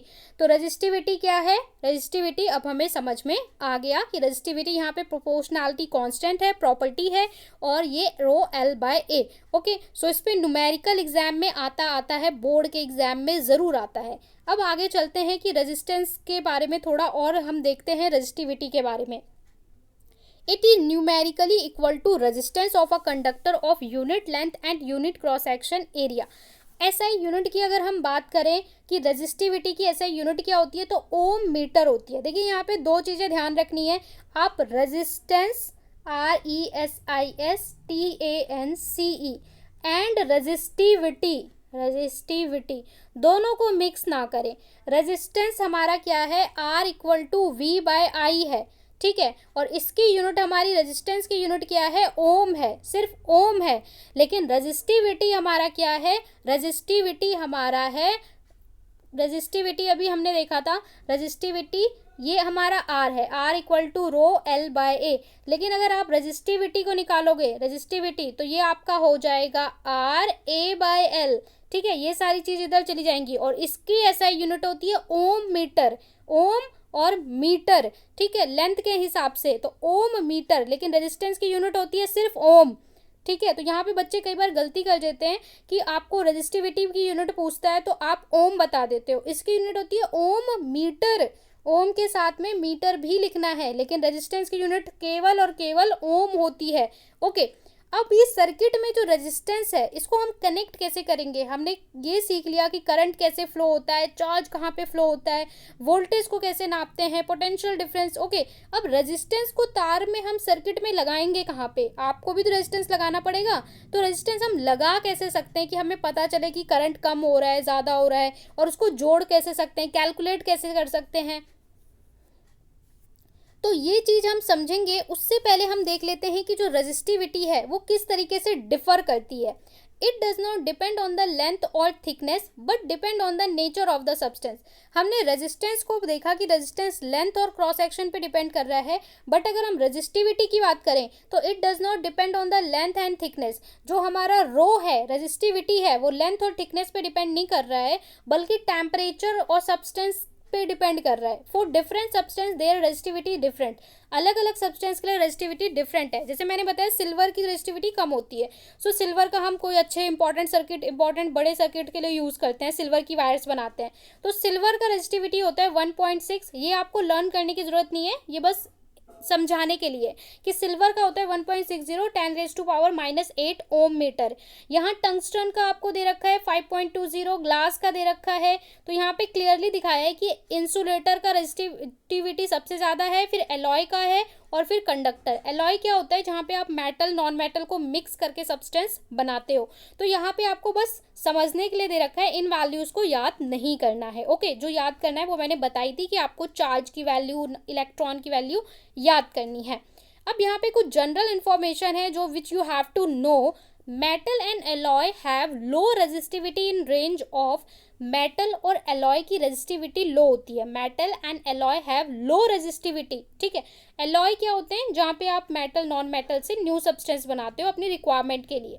तो मेटल और एलॉय की रेजिस्टिविटी कम होती है, कहाँ से कहाँ तक होती है, 10⁻⁻8 से 10⁻⁻6 ohm metre. They are good conductor. Good conductor होते हैं टंगस्टन, W से डिनोट करते हैं हम टंगस्टन को, is used for filament of electric bulb. जो हमारा बल्ब होता है, ठीक है, घरों में जो बल्ब लगा होता है, ठीक है, यहाँ पे आप देखते हो इस तरीके से सर्किट होता है और यहाँ पे इस तरीके से एक फिलामेंट लगा होता है जो ग्लो करता है, जिसकी वजह से ये ग्लास में आपको रोशनी नजर आती है। और जब बल्ब फ्यूज होता है तो ये उड़ जाता है, ब्रेक हो जाता है। तो ये जो फिलामेंट बनता है किससे बनता है, टंगस्टन का बनता है। ओके, टंगस्टन यूज होता है बल्ब के लिए। तो आपसे क्वेश्चन पूछेगा 1 मार्क में कि बल्ब में जो फिलामेंट होता है वो किससे बना होता है, टंगस्टन का बना होता है। Copper and aluminium are used for transmission line.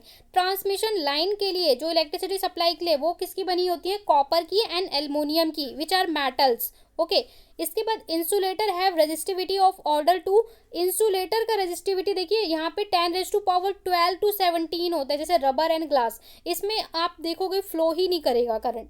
Alloy have higher resistivity than its constituent metal. Alloy की रेजिस्टिविटी किस पे डिपेंड करेगी, किस मेटल से वो बना है। So they are used for heating device like electric iron and geyser. So ये हीटिंग डिवाइस में ज़्यादा यूज़ होता है, जैसे कि आयन में, गीज़र में, जहाँ पे हमें करंट को फ्लो नहीं करवाना होता है, एक जगह पे थोड़ा रोकना होता है हीटिंग इफेक्ट के लिए। ओके, तो ये कुछ जनरल इन्फॉर्मेशन है। अब बात करते हैं कि रेजिस्टेंस को हम सर्किट में लगाते कैसे हैं, कैसे कनेक्ट कर सकते हैं हमारी सर्किट में, इलेक्ट्रिक सर्किट में। Okay, in various electric गैजर we offer use resistance in various combination. हम अलग अलग डिवाइस में अलग अलग तरीके से सर्किट में रेजिस्टेंस को जोड़ सकते हैं, अलग अलग कॉम्बिनेशन में, और बहुत मज़ा आएगा आपको इसके क्वेश्चन सॉल्व करने में। ठीक है, देयर आर 2 मेथड, 2 तरीके हैं रेजिस्टेंस को लगाने का। कॉम्बिनेशन ऑफ रेजिस्टर्स, रेजिस्टेंस को हम रेजिस्टर्स भी बोलते हैं। आप अगर लैब में जाओगे कभी फिजिक्स लैब में और आप अपने टीचर से रिक्वेस्ट करोगे कि हमें रजिस्टर देखना है, तो वो आपको दिखाएंगे, छोटे छोटे ऐसे आपको रजिस्टर्स देखने को मिलेंगे, रंग बिरंगे, वो कलरफुल होंगे उसके ऊपर। ठीक है, और उसके ऊपर लिखा भी होता है कितने ओम के रेजिस्टेंस है। सो रेजिस्टेंस को हम जोड़ सकते हैं 2 तरीके से, एक सीरीज में जोड़ सकते हैं, दूसरा पैरेलल में। ये आपको सीरीज में जोड़ के दिखाया है किसी सर्किट में। ये देखिए सीरीज में लगा रखा है रेजिस्टेंस। सीरीज मतलब लाइन से आप इनको लगा दो सर्किट में, यहाँ पे यहाँ पे यहाँ पे यहाँ पे कहीं पे भी आप सीरीज में लगा दो, इसको हम बोलते हैं सीरीज कनेक्शन। दूसरा होता है पैरेलल कनेक्शन। पैरेलल मतलब सारे एक के बराबर, एक पैरेलल में समानांतर आपको लगाना है, तो दिस इज पैरेलल कनेक्शन। तो अगर सीरीज में आपका एक रेजिस्टेंस है, ठीक है, कोई मैं पहले सर्किट आपको बना के दिखाती हूँ तो आपको समझ में आएगा। ये आपको रेजिस्टेंस ऐसे लैब में देखने को मिलेंगे। फॉर एग्जांपल हमारा एक सर्किट है, यहाँ पे हमने बल्ब लगा दिया, ठीक है, यहाँ पे हमने की लगा दी, ओके। अब ये हमारा सर्किट है, अब यहाँ पे मुझे रेजिस्टेंस लगाना है, तो रेजिस्टेंस मेरे को सीरीज में लगाना है, तो इस तरीके से मैं यहाँ पे रेजिस्टेंस को कनेक्ट कर दूंगी। ये हमारा आर हो गया, ठीक है, ये हमारा बल्ब हो गया, ये हमारा की हो गई। अब यहाँ पे एक रेजिस्टेंस है, मैंने यहाँ पे बता दिया कि भैया इसमें करंट 5 एम्पियर की फ्लो कर रही है, जो वोल्टेज है पोटेंशियल डिफरेंस है वो आपका 10 वोल्ट है। आप मेरे को आर बताओ, निकाल के कैलकुलेट करोगे तो आप बोलोगे बहुत सिंपल है, हमने अभी पढ़ा था, ठीक है, अभी हमने पढ़ा था कि V जो है डायरेक्टली प्रोपोर्शनल I है and V equal to IR है। तो यहाँ पे आपने मुझसे अगर कोई चीज़ पूछी है, रेजिस्टेंस की वैल्यू पूछी है, तो मैं V बाय I करके निकाल दूंगा। V मैंने कितना दिया है 10 और I दिया है 5, यानी कि 2 ओम। रेजिस्टेंस जी आ गया 2 ओम।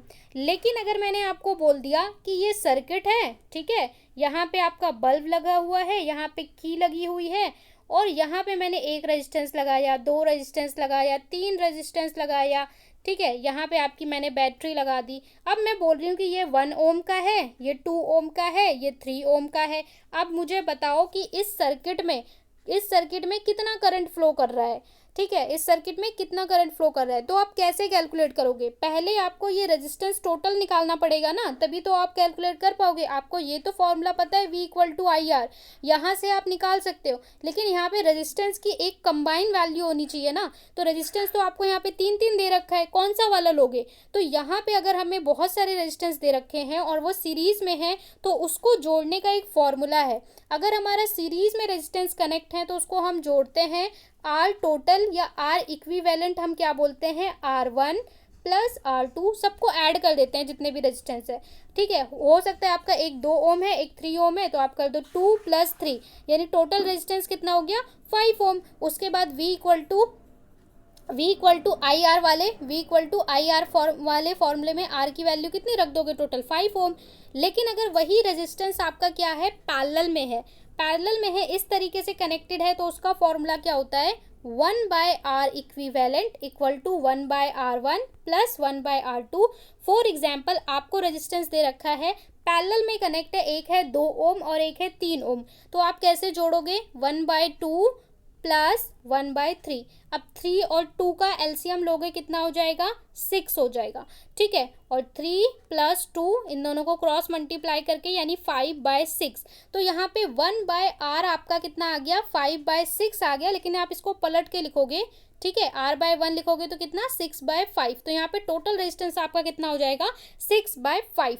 तो यहाँ पे हम रेजिस्टेंस को अपनी सर्किट में 2 तरीके से लगा सकते हैं, one is series combination, second is parallel combination. अगर सीरीज में रेजिस्टेंस लगा हुआ है सर्किट में तो इस फॉर्मूले से निकालेंगे टोटल रेजिस्टेंस, और अगर इक्विवेलेंट पैरेलल में लगा हुआ है तो हम इक्विवेलेंट रेजिस्टेंस इस फॉर्मूले से लगाएंगे, तभी आप क्वेश्चन को सॉल्व कर पाएंगे, ओके। सो अब यहाँ पे दे रखा है in a series circuit current is constant throughout the electric circuit, thus it is impractical to connect an electric bulb and electric heater in series।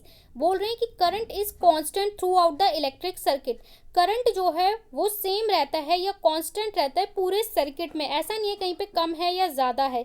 thus it is impractical to connect, तो बहुत ही impractical हो जाएगा कि हम bulb को connect an electric bulb and electric heater in series, bulb को या heater को सीरीज में कनेक्ट कर दें।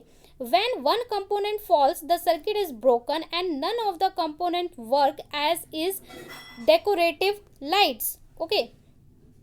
A parallel circuit divides the current through our electrical gadgets. The total resistance is decreased, which is help each other gadget has different resistance and required different current to operate properly in domestic circuit.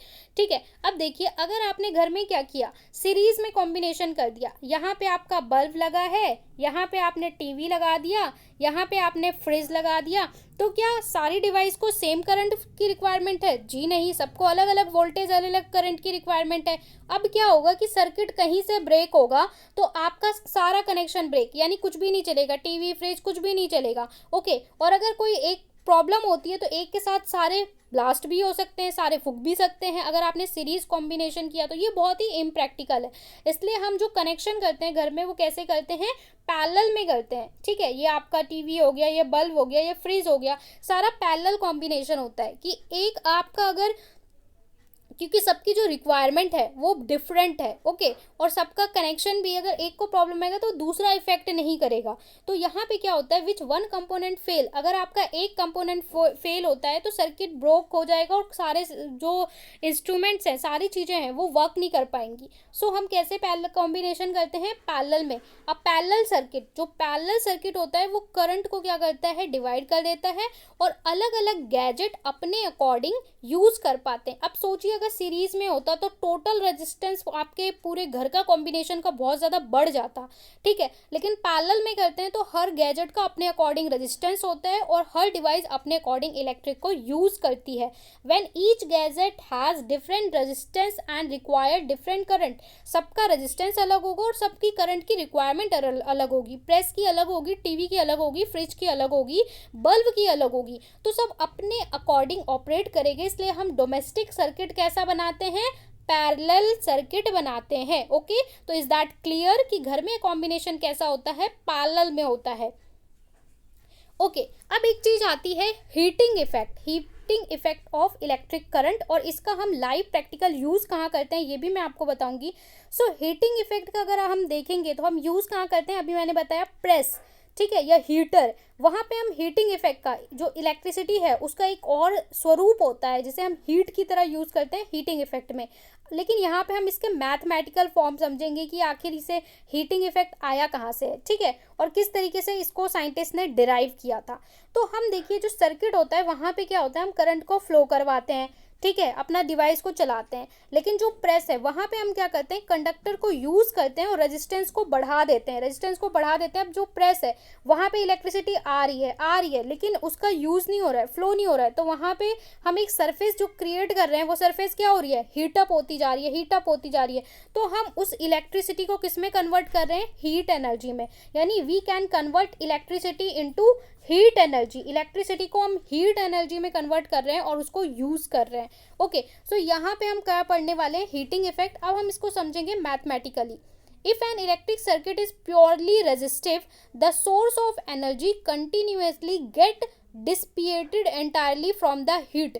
अगर हम जो circuit है वो कैसा बना लें, resistive circuit बना लें, ठीक है, रेजिस्टेंस बहुत बढ़ा दें, तो क्या होगा, वो फ्लो नहीं कर पाएगा करंट, वहाँ पे एक जगह पे एक्यूमुलेट होता जाएगा, कलेक्ट होता जाएगा, और इसको हम क्या बोलेंगे, heating effect of electric circuit. और इसको हम अपने पर्पस के लिए यूज़ करते हैं, फॉर एग्जाम्पल हीटर में या प्रेस में। अब इसका जो इसका अगर मैथमेटिकल चीज़ को हम समझेंगे, मैथमेटिकल फॉर्मूला, तो वो कैसे डिराइव हुआ है। Consider a current I flow through a resistor circuit R. हमने कंसिडर कर लिया कि जो करंट आई है वो फ्लो कर रही है एक रजिस्टर में। लेट द पोटेंशियल डिफरेंस, जो पोटेंशियल डिफरेंस है वो V है और t टाइम में उसमें चार्ज फ्लो कर रहा है। The work done moving charge Q through a potential difference, तो हम ये बोल सकते हैं कि भाई उसमें कितना वर्क डन होगा, V इक्वल टू VQ, यानी potential difference into charge. Therefore the source must be energy equal to VQ in time t। So यहाँ पे हम बोल सकते हैं कि पावर जो होगी input, hence the power input to the circuit by the source, power कितनी होगी, V equal to Q into Q by T. अगर हम सर्किट में पावर बोलें तो पावर शुड बी V, यानी उसमें पोटेंशियल डिफरेंस कितना है, इनटू पर्टिकुलर टाइम में उसमें कितना चार्ज फ्लो कर रहा है वो उसकी पावर होगी। और Q बाई टी हम जानते हैं क्या होता है, करंट होता है। तो हम लिख सकते हैं P equals to V into I। और अगर हम इसे एनर्जी की फॉर्म में लिख सकें, क्योंकि हम जानते हैं कि हीट क्या है, एनर्जी का एक फॉर्म है, तो एनर्जी की फॉर्म में अगर हम लिखें, H ना लिख के E लिखें, so E equal to P into T. और यहाँ पे P क्या है, P अभी हमने देखा कि P इक्वल टू किसके बराबर है, VI के बराबर है। तो और हम एनर्जी जानते हैं कि एनर्जी क्या है, P into T, power time के साथ में, और पावर की वैल्यू हम जानते हैं V इंटू आई। तो हम E इक्वल टू क्या लिख सकते हैं, VIT। V मतलब पोटेंशियल डिफरेंस, I मतलब करंट, T मतलब टाइम। और since energy is equivalent to heat, और हम बोल सकते हैं कि एनर्जी और हीट एक ही बराबर है। क्यों, क्योंकि एनर्जी का ही एक फॉर्म होता है हीट। सो हम E की जगह पे अगर हम H लिखें, E या H को बोलें कि एक बराबर है, तो क्या हमारा मिला, VIT। और हम जानते हैं, क्या जानते हैं कि H equal to I square R T. क्यों, क्योंकि V बराबर आई आर, ये फॉर्मूला ओम्स लॉ से V बराबर आई आर तो हम पहले ही जानते हैं। तो यहाँ पे V की जगह पे हम क्या रख देंगे, देखो हमारे पास क्या है, मैं दोबारा बताती हूँ, H इक्वल टू VIT। अब यहाँ V की जगह पे हम क्या रख देंगे, V की जगह पे हम रख देंगे आई आर, और इसकी जगह पे आई और टी। तो यहाँ पे दो आई हो गए, तो आई स्क्वायर आर और टी हो जाएगा। सो वही चीज हो गया आई स्क्वायर आर टी। वी की जगह पे हमने क्या रख दिया, I R through Ohm's law. और ये जो हमारा फॉर्मूला निकल के आता है कि एच किसके बराबर है, एनर्जी के बराबर, और एच मतलब हीट। हीट की वैल्यू जो आती है वो आती है आई स्क्वायर आर टी, और इसी मैथमेटिकल फॉर्मूले को हम क्या बोलते हैं, जूल्स लॉ ऑफ हीटिंग। क्योंकि एनर्जी की यूनिट जूल होती है, तो Joule's law of heating, this is known as Joule's law of heating. ये बस मैथमेटिकल डिराइव है, आपको इसे कुछ करना नहीं है। समटाइम आपको बोलते हैं फॉर्मूला कैसे डिराइव हुआ, ये हीटिंग इफेक्ट का फॉर्मूला क्या है, तो H equal to I square R T. और क्यों ऐसा आया है, क्योंकि हम जानते हैं H equal to V I T, और आई V की वैल्यू हमें पता है आई आर होती है, तो यहाँ पे आई स्क्वायर आर टी। तो अगर आपसे कोई पूछता है कि write down the formula of joules law of heating, तो आप इस चीज को मेंशन कर देंगे, या फिर न्यूमेरिकल में डायरेक्ट कैलकुलेट करने को आएगा। जूल्स लॉ ऑफ हीटिंग किस किस बातों पे डिपेंड करता है, it states that the heat produce in a resistor, किस बात पे डिपेंड करता है sorry. Number 1, directly proportional to square of current, current के डायरेक्टली प्रोपोर्शनल है। मैंने अभी क्या लिखा, H equal to I square R T, यानी कि करंट, आपका ये बोल सकते हो कि आपके सर्किट में हीट जितना बढ़ेगा, करंट उसके स्क्वायर के बराबर बढ़ेगा, ठीक है, या फिर करंट बढ़ेगा तो हीट भी बढ़ेगा, इसके क्या है, आई स्क्वायर के डायरेक्टली प्रोपोर्शनल है। ओके, दूसरा है directly proportional to resistance, resistance जितना बढ़ाओगे सर्किट में उतना हीट बढ़ेगा, इसलिए हम प्रेस जो यूज करते हैं वहां पे रेजिस्टेंस प्योरली रेजिस्टिव सर्किट बनाते हैं, रेजिस्टेंस बहुत ज्यादा बढ़ा देते हैं, ठीक है। इसके बाद टाइम के भी डायरेक्टली प्रोपोर्शनल है, स्विच ऑन करके रख दो, जितनी ज्यादा देर तक ऑन करके रखो प्रेस उतनी ज्यादा गर्म हो जाएगी। तो यहाँ पे क्या है, टाइम के भी डायरेक्टली प्रोपोर्शनल है, directly proportional to time for which the current flow through a conductor, यानी आई स्क्वायर के डायरेक्टली प्रोपोर्शनल है आर के और टाइम के, इसीलिए हमारा जो हीटिंग इफेक्ट का फॉर्मूला है I square R T. Okay, तीनों के प्रोपोर्शनल है डायरेक्टली। अब इलेक्ट्रिक पावर क्या होती है और उसको हमें पढ़ना क्यों ज़रूरी है इस चैप्टर में। इलेक्ट्रिक पावर इसलिए ज़रूरी है क्योंकि जो आपका इलेक्ट्रिसिटी का बिल आता है, ठीक है, वहाँ पे आपका पावर कैलकुलेशन होता है और उसके अकॉर्डिंग आपका इलेक्ट्रिसिटी का बिल डिज़ाइन किया जाता है घर में। तो इसलिए आपको यहाँ पे पावर समझनी ज़रूरी है, और पावर नहीं, electric power, the rate at which the electric energy is consume और dissipate in electric circuit, particular time में कितनी इलेक्ट्रिक पावर को, कितनी इलेक्ट्रिक एनर्जी को कंज्यूम किया गया है, उसे हम क्या बोलते हैं, इलेक्ट्रिक पावर। और P इक्वल टू हम क्या बोलते हैं, VI, ठीक है। और यहाँ से हम लोग ये भी जानते हैं P इक्वल टू V की जगह पे हम क्या जानते हैं, IR, तो यहाँ पे I square R, okay, I square R भी लिखते हैं, V स्क्वायर बाय आर, यानी पावर के हमें 3 फॉर्मूले मिलते हैं। P इक्वल्स टू VI भी आप यूज कर सकते हो, P equal to I square R. ये आई स्क्वायर आर कैसे आया, क्योंकि V की वैल्यू हम जानते हैं ऑलरेडी कि V की वैल्यू आई आर होती है, तो वहाँ पे आई आर पुट कर दिया तो आई स्क्वायर आर हो गया, 2 आई हो गए, ठीक है। और अगर आपसे पूछे तो V स्क्वायर बाय आर भी हम लिख सकते हैं। 3 पावर की फॉर्मूले बन गए आपके। SI यूनिट क्या होती है, वॉट होती है, बोलते हैं ना इतने वॉट का बल्ब है, वो क्या है, पावर है। और इसको हम दिखाते कैसे हैं, कैपिटल W से दिखाते हैं। 1 वॉट क्या होता है, हमने हर चीज़ को 1 पढ़ा है, 1 ओम, 1 एम्पियर, 1 वोल्ट। तो 1 वोल्ट क्या होता है कि भाई देखो, पावर की यूनिट मैंने आपको क्या बताई, V और I। फॉर्मूला क्या है, वी आई। तो अगर वोल्टेज 1 वोल्ट हो, करंट 1 एम्पियर हो, किसी सर्किट में 1 वोल्ट का करंट फ्लो करे और 1 वोल्ट पोटेंशियल हो, तो पावर कितनी होगी, 1 वॉट होगी। कमर्शियल यूनिट क्या होती है इसकी, कमर्शियल यूनिट मतलब कि जो आप इंडस्ट्री में यूज़ करते हो, तो कमर्शियल यूनिट होती है इलेक्ट्रिक एनर्जी की किलो वॉट आवर। छोटी यूनिट होती है वॉट, जैसे मैंने बताया ना, सेंटीमीटर छोटी यूनिट होती है, फिर बड़ी यूनिट होती है डिस्टेंस की मीटर, फिर किलोमीटर। वैसे ही इलेक्ट्रिक पावर की छोटी यूनिट क्या है, वॉट है, बड़ी यूनिट या कमर्शियल यूनिट क्या होती है, किलो वॉट आवर।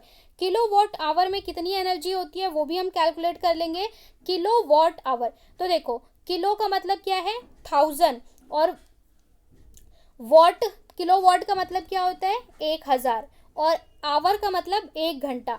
तो देखो, 1 घंटे में कितने, 1 आवर में कितने मिनट होते हैं, 60 मिनट, और 1 मिनट में कितने सेकंड होते हैं, 60 मिनट, 60 सेकंड। ठीक है, तो 60 × 60 कितना हो जाएगा, 3600 हो जाएगा, और 3600 इंटू यहाँ पे 1 किलो है, तो 1 किलो मतलब 1000। तो यहाँ से हमारी वैल्यू निकलती है 3.6 10⁻⁶ जूल, यानी 1 किलो वॉट आवर में कितनी एनर्जी होती है, 3.6 10⁻⁶ जूल। कैलकुलेट करने की ज़रूरत नहीं है आपको, ये वैल्यू याद होनी चाहिए। निकालते कैसे हैं, very simple, 1 kilowatt hour, 1 kilo में कितना हो गया, 1000 हो गया। 1 घंटे में, क्योंकि हमें सेकंड में चाहिए, तो 60 मिनट इंटू 60 सेकंड। ओके, ऐसे आप कैलकुलेट कर सकते हो। करते क्यों है, क्योंकि जो आपका घर पे इलेक्ट्रिसिटी आता है, इलेक्ट्रिसिटी बिल आता है, वो ऐसे ही कैलकुलेट किया जाता है। अब relationship between commercial unit and SI unit, commercial unit और एसआई यूनिट में क्या रिलेशन है। तो देखिए, किलो वॉट आवर मैंने आपको अभी बताया कैसे कैलकुलेट करते हैं, 1000 वॉट होता है, और 3600 second, 60 minute into 60 second, 3600 second. अब इसको हम जब कैलकुलेट करते हैं तो 1 किलो वॉट आवर में 3.6 10⁻⁶ जूल एनर्जी निकलती है।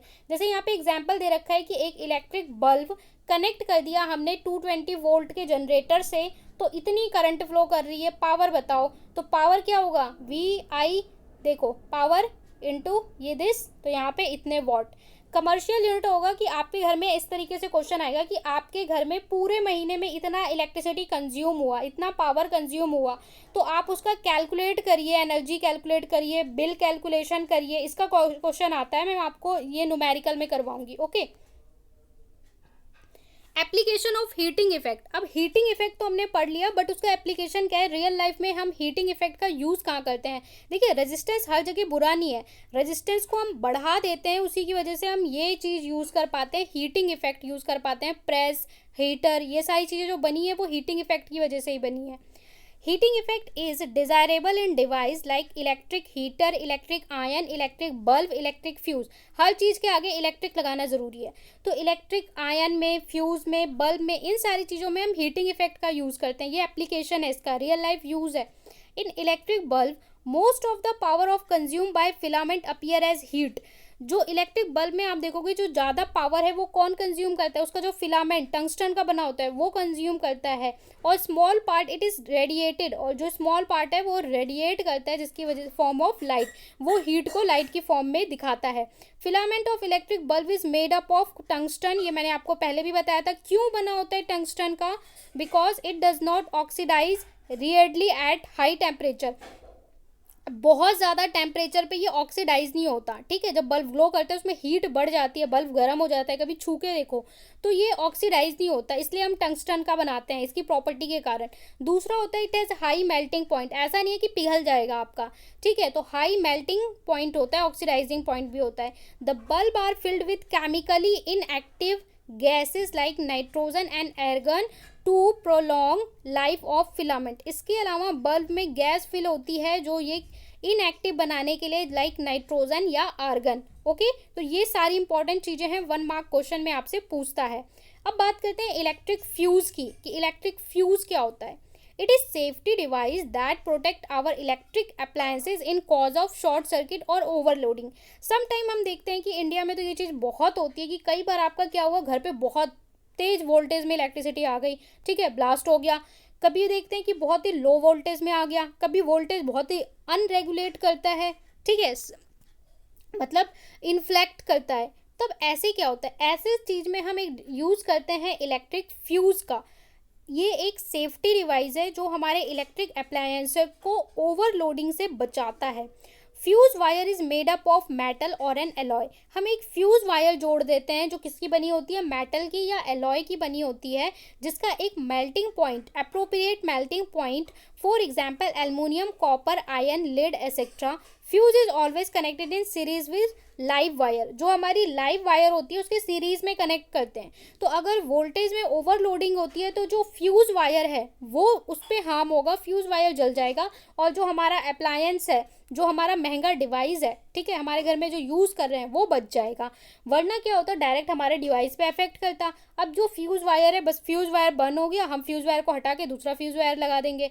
Current capacity of fuse slightly higher than that of appliance. जैसे कि, और जो ये फ्यूज़ वायर है इसका करंट कैरिंग का जो कैपेसिटी है वो हम ज़्यादा रखते हैं। फॉर एग्जाम्पल, अगर हमारा डिवाइस 5 एम्पियर की करंट होल्ड कर सकता है तो जो हम फ्यूज़ वायर लगाएंगे ऐसा लगाएंगे जो 7, 8 या 10 एम्पियर की करंट तक होल्ड कर पाए। तो अगर इतना ज़्यादा भी करंट आएगा तो भी हमारा फ्यूज़ वायर उसको झेल जाएगा, ठीक है, हमारे अप्लायंस पे कोई भी असर नहीं होने देगा। और अगर इससे भी ज़्यादा आता है तो हमारा बस जो फ्यूज़ वायर है वो ब्रेक होगा और जो अप्लायंस है वो सेफ रहेगा। तो इलेक्ट्रिक फ्यूज़ एक सेफ्टी डिवाइस है, ठीक है, जिसे हम किस में कनेक्ट करते हैं, सीरीज में कनेक्ट करते हैं। तो ये आपको याद रखना है। सो यहाँ पे हमारा कंप्लीट चैप्टर कंबाइन होता है। अगर आपको इस पूरे चैप्टर का नोट्स चाहिए तो वो आपको टेलीग्राम पे मिल जाएगा। Please hit the like button and do subscribe this channel guys, क्योंकि पूरा वन शॉर्ट वीडियो इतना डिटेल में आपको कहीं पे भी नहीं मिलेगा। साथ में लाइक शेयर कमेंट ज़रूर करें। न्यूमेरिकल एक्सरसाइज क्वेश्चन आंसर वो हम अलग पार्ट्स में सॉल्व करेंगे। पूरे चैप्टर के क्वेश्चन आंसर जैसे हमने अदर चैप्टर्स के किए हैं, इस चैप्टर के भी सारे एनसीईआरटी के न्यूमेरिकल थ्योरी क्वेश्चन आपको दिए जाएंगे with solution and with PDF.